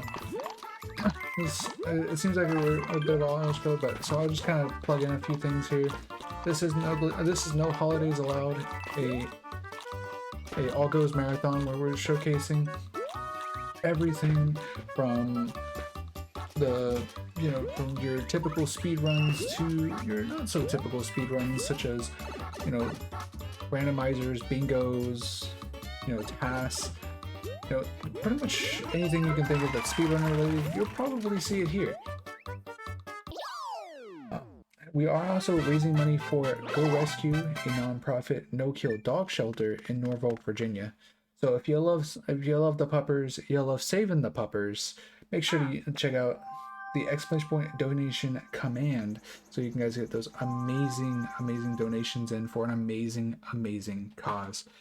But looks like we are just about done here, so I'll go ahead and let us get back to the run. All right then.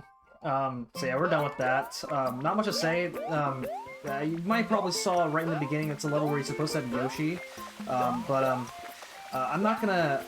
And the level's a little bit easier, but the reason I'm using Nabbit for that level is actually because Nabbit actually has a faster flagpole animation than Luigi by just a few frames. A little bit harder, but to get to that level as Nabbit, as one of the star coins, is kind of a pain in the butt, but we do what we can to save as much time as we can.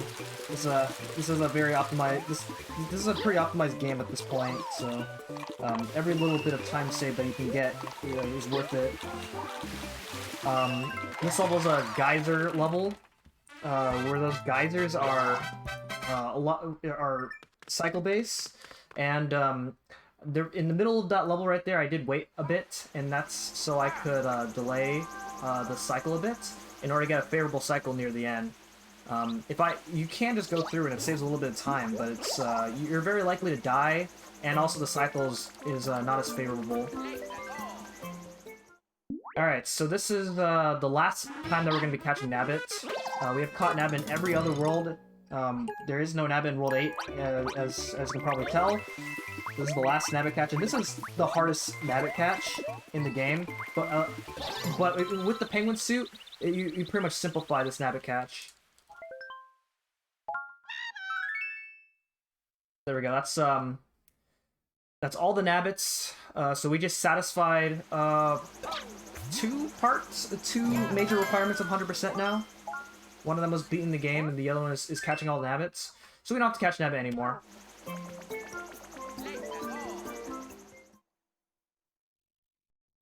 Alright, 3-5. There are these dragon eels. and you're supposed to use those dragon eels to hit enemies for you. Like you're supposed to use a dragon eel to get those urchins out of your way. But so we're Nabbit, and Nabbit doesn't care. I mean, you can get knocked back by the urchins, but right here, I'm going to wait. I'm going to let a dragon eel hit that giant urchin right there. You can boost through that as Nabbit, but you'd have to take a lot of hits, you know, before you finally fight your way through that big urchin. So trying to lure a dragon eel to hit that big urchin is very much worth it. So we got a birthday in the chat. Happy birthday.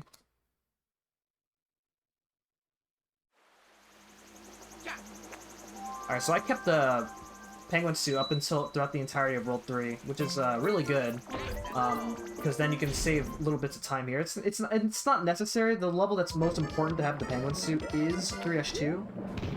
Okay.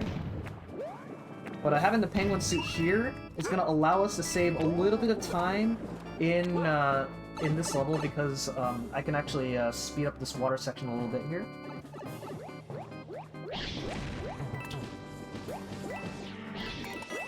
Real quick, again, no donations, but I just want to say in the chat, can I get a Feels birthday, man? For Steve? In the chat. Birthday, man. Feels birthday, man.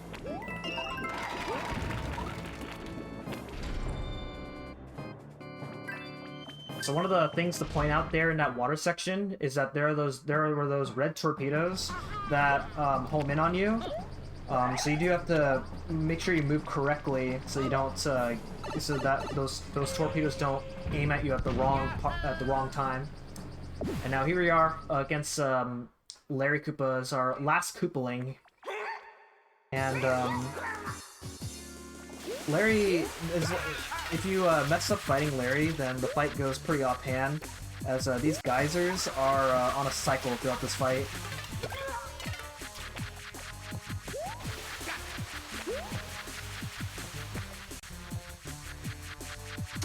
Okay, that's fine. I do have to lose my penguin suit anyway, so it's not a big deal there. Yeah, I'm a winner. My girlfriend's calling me.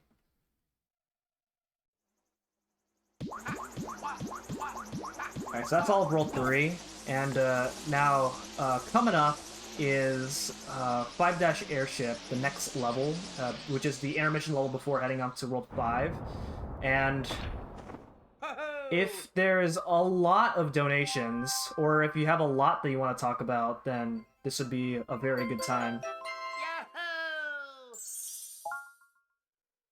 Well, unfortunately, no donations. But again, I want to give a big happy birthday to Steve. And you know what?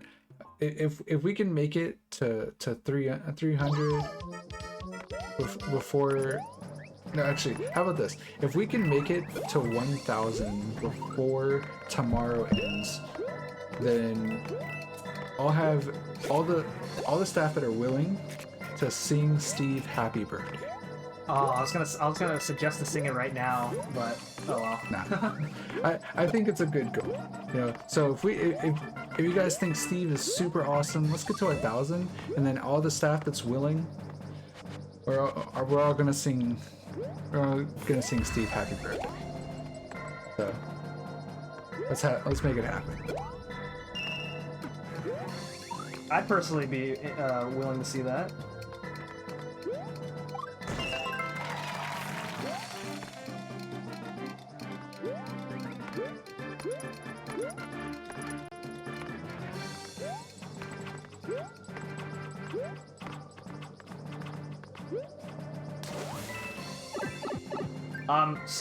So something to note here is doing this level is I'm doing this level as Nabbit, and for some unknown, this is the only time in the game where I actually don't really know why Nabbit saves time, but he does save time. I tested it out. He does save time in this level, and we just don't question it. And so we just accept the free time save.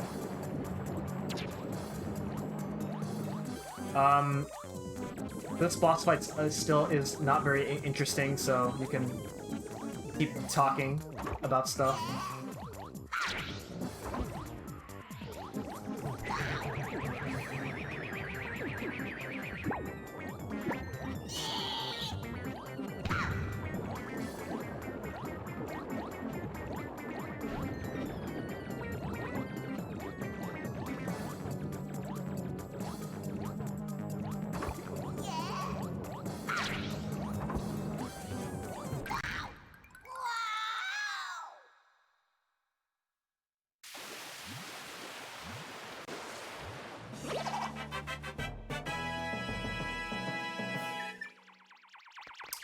Okay, so with this level out of the way, this is a huge mess of a level, thankfully, out of the way.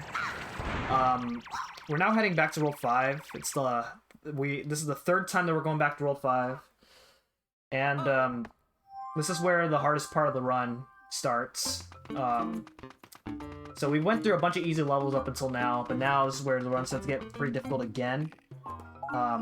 So we're gonna start off by going back to by doing 5 tower, and normally there's a giant block snake that you have to ride throughout the entire level, but we're actually gonna skip riding it by flying through it. We used the P acorn here to be able to fly while getting the star coins. Okay, there we go. Got that first try. And now time for the very last Boom Boom fight of the game, or of the run here. And Pambic gonna turn Boom Boom Giant, but it actually makes this fight easier because, you know, Boom Boom will have a much larger hitbox. There we go. So now there's no more Boom Boom fights. So if you enjoyed all those Boom Boom fights, then that's the last one right there.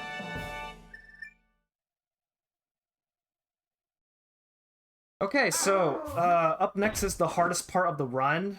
The true hardest part of the run, and that is we're going to be going to the second part of World 5, which is called the Haunted Forest. And there's 3 levels. There's 5 Ghost House, which is really simple to do. And then 2 of the hardest levels in the game, 5-4 and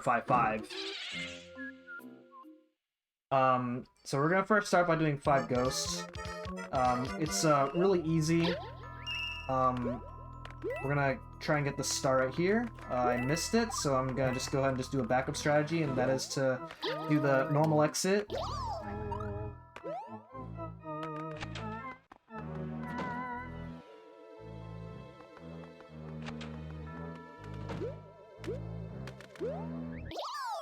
What I was attempting to do was hit a hidden block that will contain a star, and then ground pound hit the hidden block that's underneath that star block that you're supposed to use to reveal that star block in the first place, and then get a wall boost out of it.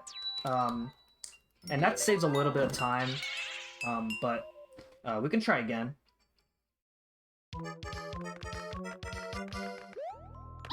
Whoa, that was close. There we go, just like that. Oh, okay, I messed up the wall boost, but that's okay.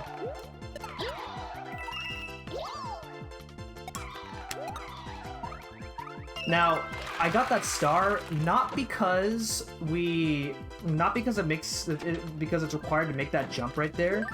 So you're supposed to use the acorn, the flight of the acorn, to fly across that large pit, but you can actually just make that without the acorn. It's you have a few pixels of room to make that jump, but using the star makes that jump a lot easier and also faster too. So it's a nice little bonus there.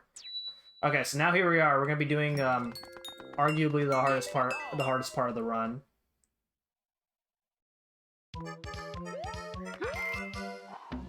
So this is the hardest secret exit to find casually because I don't know how many people would figure this out on their own.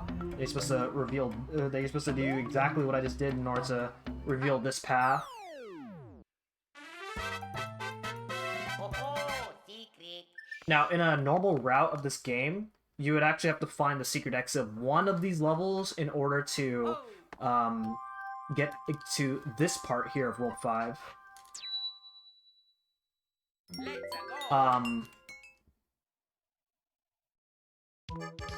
But we don't have to worry about that. And actually, going to the normal part of World 5 is bad because there's RNG, but with this route we don't have to worry about the RNG at all for World 5.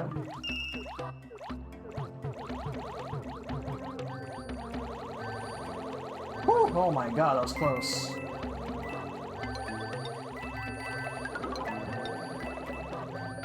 Please don't die. Alright, good. We made it out of there. Okay, that's the first of 2 hard levels here.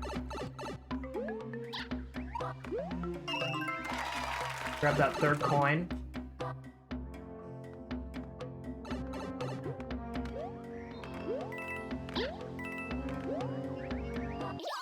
Alright, and then now up next is 5-4. 5-4 is called Painted Pipeworks, and I like to emphasize the word pain in Painted because this level's a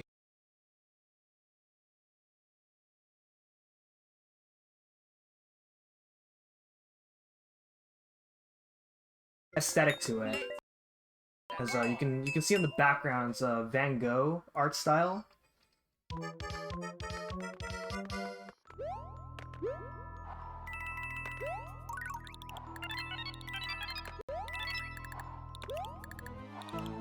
I'm gonna start off by doing the normal exit first.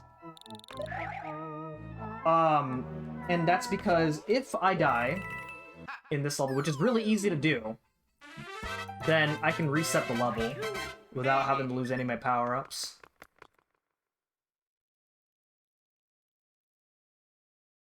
There we go. This is where things get pretty intense, and I didn't practice this at all, so let's see how this goes. Oh, you flip. Oh, what? That's him. Never mind. Okay.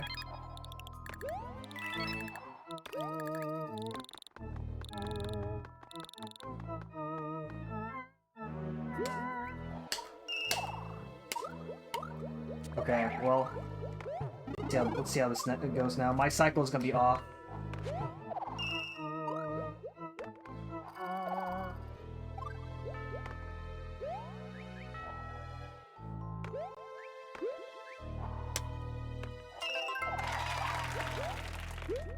Okay. So if this level would have gone really well, then this would have been a really satisfying level. But as you can see, if you mess up one thing in this level, then the entire level just goes off. Because then, like the positions of those pipes are in a very bad spot. We didn't die, thankfully. And with that, we are through the hardest part of the game. There's still hard things coming up, but not as bad as that. Alright, so now all that's left now is 5 secrets. One thing to note is in any percent, we actually do this level as Nabbit, but we do this level as Luigi because one of the star coins in this level is really annoying to get as Nabbit. So it's a lot easier to do this level as Luigi instead. Other than that, this would actually be... I know you wanted to say something earlier, so this would be a good time to say it. Alright, well, I just wanted to note that we did get a donation in here. We got $50 from MASH. $50, I know. Bad lag. Saying, happy birthday, Steve! Okay, slower, use them pipes. Near file name, not Papa. So you did put that towards the protagonist custom name for near replicant. And now what I noted was that at 1K the staff will. I never said I would sing now. I never said that. But regardless, thank you so much for the donation. And again, we hit 1,000 before the end of day 2. Trust me, you'll hear me sing and probably a few others in the staff. So, but we'll go ahead and get back to the run. What happened there is you can actually get a 36, and that's the fastest time you beat the level. And there's a community joke in that if you don't get a 36 at the end of this level, then your run sucks. So, but the run, I'm already behind my run than I want. Like I'm already like a few minutes behind where I want to be to begin with. So I guess I shouldn't feel too bad about that. Now here we are. We already, this will take us back to World 7, which we already did World 7. We already did Worlds 6, 7, and 8, so now all we have to do is go straight to Superstar Road. Superstar Road is relatively simple in this game, but there are things that can go wrong. So it is still important to still be on your A game if you are going into Superstar Road on a good run. We're going to be doing all the levels in order. Usually you want to do some of the levels out of order, if like depending on like what power-ups you have and whatnot. But due to the fact that we use nabbits through some of them, we just do the levels in order. Starting up with Superstar Road 1 or 9-1, because it is the 9th world. So that was a simple level here with nabbits, and now for 9-2, a lot of people who have played this game casually got destroyed in this level. So we'll see what happens in a speedrun here. I mean, who knows? I'll probably replicate that. Everybody's first playthrough with this level.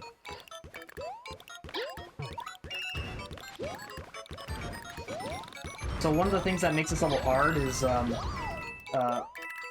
people playing this level for the first time make the mistake that you have to use these P-switches, but those falling blocks actually hit the P-switches for you. So you can just keep running through and not have to worry about the P-switches.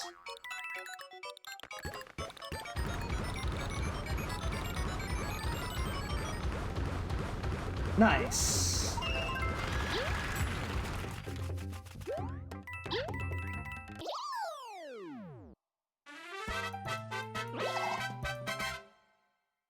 Alright, 9-3. In very old routes of the game, we'd actually route in a Baby Yoshi just for this level.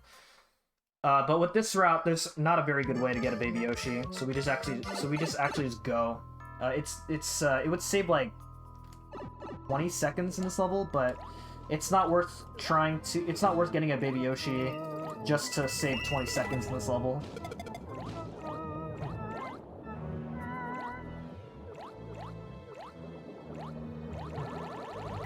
It does mean that we do have to swim for a pretty long time here, and worry about this giant Cheep chasing after us. As long as we just keep moving, we don't have to worry about this guy. And also just make sure we follow the currents here coming from these pipes. Grab this coin, please. Thank you. And then there are these rip bomb fishes that are trying to kill us, but we're nabbit, so we don't die.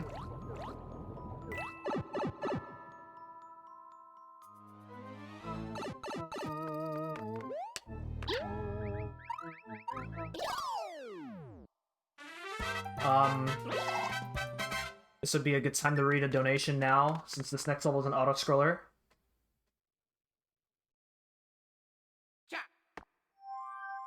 Well, unfortunately, I regret to inform you that we currently do not have any donations. Let me double check. Nope, currently no new donations, but again, I do want to reiterate that if we do make 1,000 before the end of tomorrow, me and Well, if you at least have a few other staff, we'll sing happy birthday for Steve. And even if we don't make that, as you guys might have seen in the chat, I will at least you'll hear me sing happy birthday, even if we don't make the 1,000. But I would like to make the 1,000 so I can kind of obligate some of my staff to sing, to join me as well. But but either way, we are no glitches allowed, a marathon supporting Go Rescue, a non-profit no-kill dog shelter in Norfolk, Virginia. So if you guys love the puppers, you got a few dollars, you can spare. You should get some donations in. Even one, as small as $1 helps. It goes a long way. I know we're only on day 1, but we already started off pretty strong, I would say, for the most part. So let's make that goal, and let's go even further beyond. Alright, so this level is called Under Construction, and you can kind of see the gimmick of this level here as to why it's called Under Construction. As you can see, these blocks are building as we go through, as we continue going through the level here. Normally you would actually have to wait for these blocks, but with the acorn, we just like fly and have the blocks build up right underneath. Also, I really like this sub area because we have a Super Mario World Luigi right there. Actually, the All-Star sprite, from the All-Stars version of Super Mario World, which you don't really see very often. So that's really cool. That level's actually like a lot. It's actually a little bit harder than I made that look. There's a lot more that goes on to that, but it's a little bit hard to explain now that that level went by really quickly. But this is the hardest level in the game. Let's see how this goes. I'm so nervous.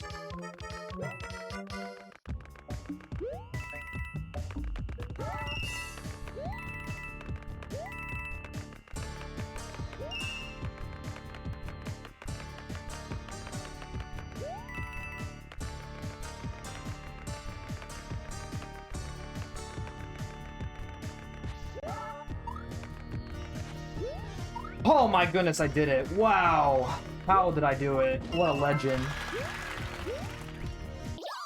So as Nabbit, you can just run right through all those fire bars. With Luigi, you actually have to start running at a very specific time in order to set yourself up perfectly with the fire bar cycles. So, it's a little bit trickier in that sense. The idea is when you're doing that level is you don't want to slow down at all. Otherwise you're in pretty big trouble. 9-7 is well, also kind of a hard level, I guess. You're supposed to use a fire flower in this level to get rid of those fuzzies. These Lactu clouds don't last forever, which is why I am defeating a Lactu each time it spawns, and then going on to the new cloud. So I'm just riding through the rest of the level right here, and these fuzzies. There we go. Alright, so the next level, 9-8, it's called Impossible Pendulums, which probably means there's no way I can beat this level, right? So, I guess the run's dead from here. Maybe I can prove the impossible to be possible. We'll see. Okay, nice.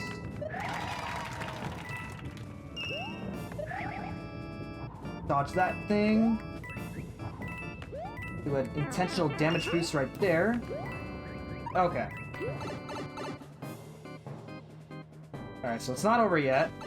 Still a little bit of a hard part coming up. Okay, very nice. Wow, we did it!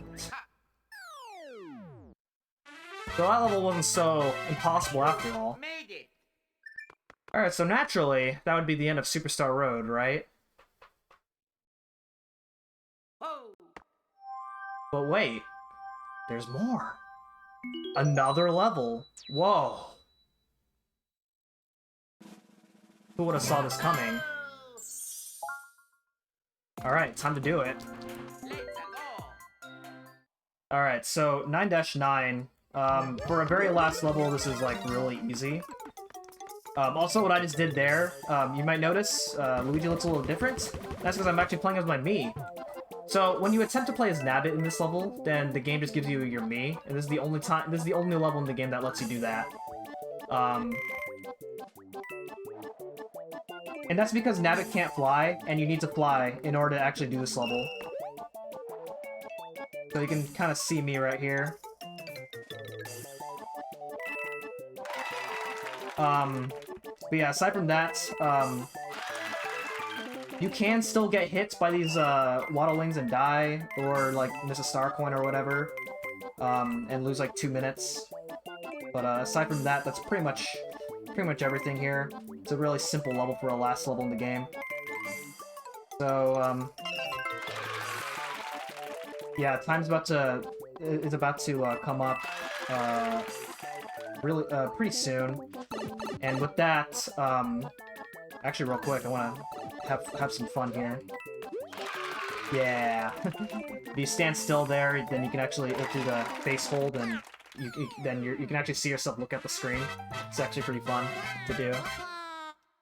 But so there's 2 text boxes coming up real quick. This is 1, and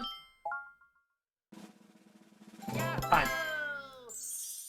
Okay, so the time is 2:17:41, which, you know, as much as I'm not really that happy with the time, I still beat my complete-a-thon time from 2019, I think? So, I'll take it. Not my best run, but that's to be expected, as this run did just got added in an hour before I started this run. That is to be expected there. And actually, before we've already validated the run. That message does confirm that we did 100% everything. But this is the full validation right here that we got 100%, 5 stars on your file, and yeah. So before I close the run, I do want to thank the No Holidays Allowed staff for letting me run this game. This run, like I said, this run only has been added in, so it felt really good to be playing this game again. My mic breaks about every other time. Sometime during the marathon, I might come back now that I just got this run going, and hope you guys enjoyed. I had fun in the end, even though this wasn't my proudest performance, but it's all about having fun. It's a marathon, and we're all here to, you know, it's all for the Go Rescue Pets. And I do have another run coming up later this Friday with New Super Mario Bros. 2, and so hopefully I can redeem myself with that game. And also thank you, Slow the Demon, for you know, bantering with me. And of course. And thank you for the amazing run. And so, you know, you still made it an underestimate, so let's be honest, what truly matters, of course, right? Yeah, for sure. So with that, and hope you guys enjoyed the hat going off and on. Hopefully we see that again during your second run. That'll be later this week. But I just want to give a big shout out to Kios for the big old 36 raid. Everyone coming in, I hope you guys enjoy your stay. If you guys want to alert, that's okay too. But I do want to point out to you guys, if you use exclamation point and donate, you can use exclamation point donate. You can check out all of our amazing donations, our amazing incentives, and even donate yourself. We're trying to get to 1,000 before the end of today, so we can sing happy birthday to Steve. So get those donations in. They're all going to an amazing cause of, go rescue a nonprofit no-kill dog shelter in Norfolk, Virginia. So if you got a few dollars to spare, it goes to a great cause. Anyway, that is it. Unless you have any more things to say, M-Chan? I don't have much more to say. I might have more later on in my other run later in the week, but for now, I think that's it for me. Again, thanks everyone for watching, and hopefully this has been a really awesome first day of the event, and I hope you can hope everyone and good luck everybody else on their other runs coming up in the future later in the event. All right, thank you so much.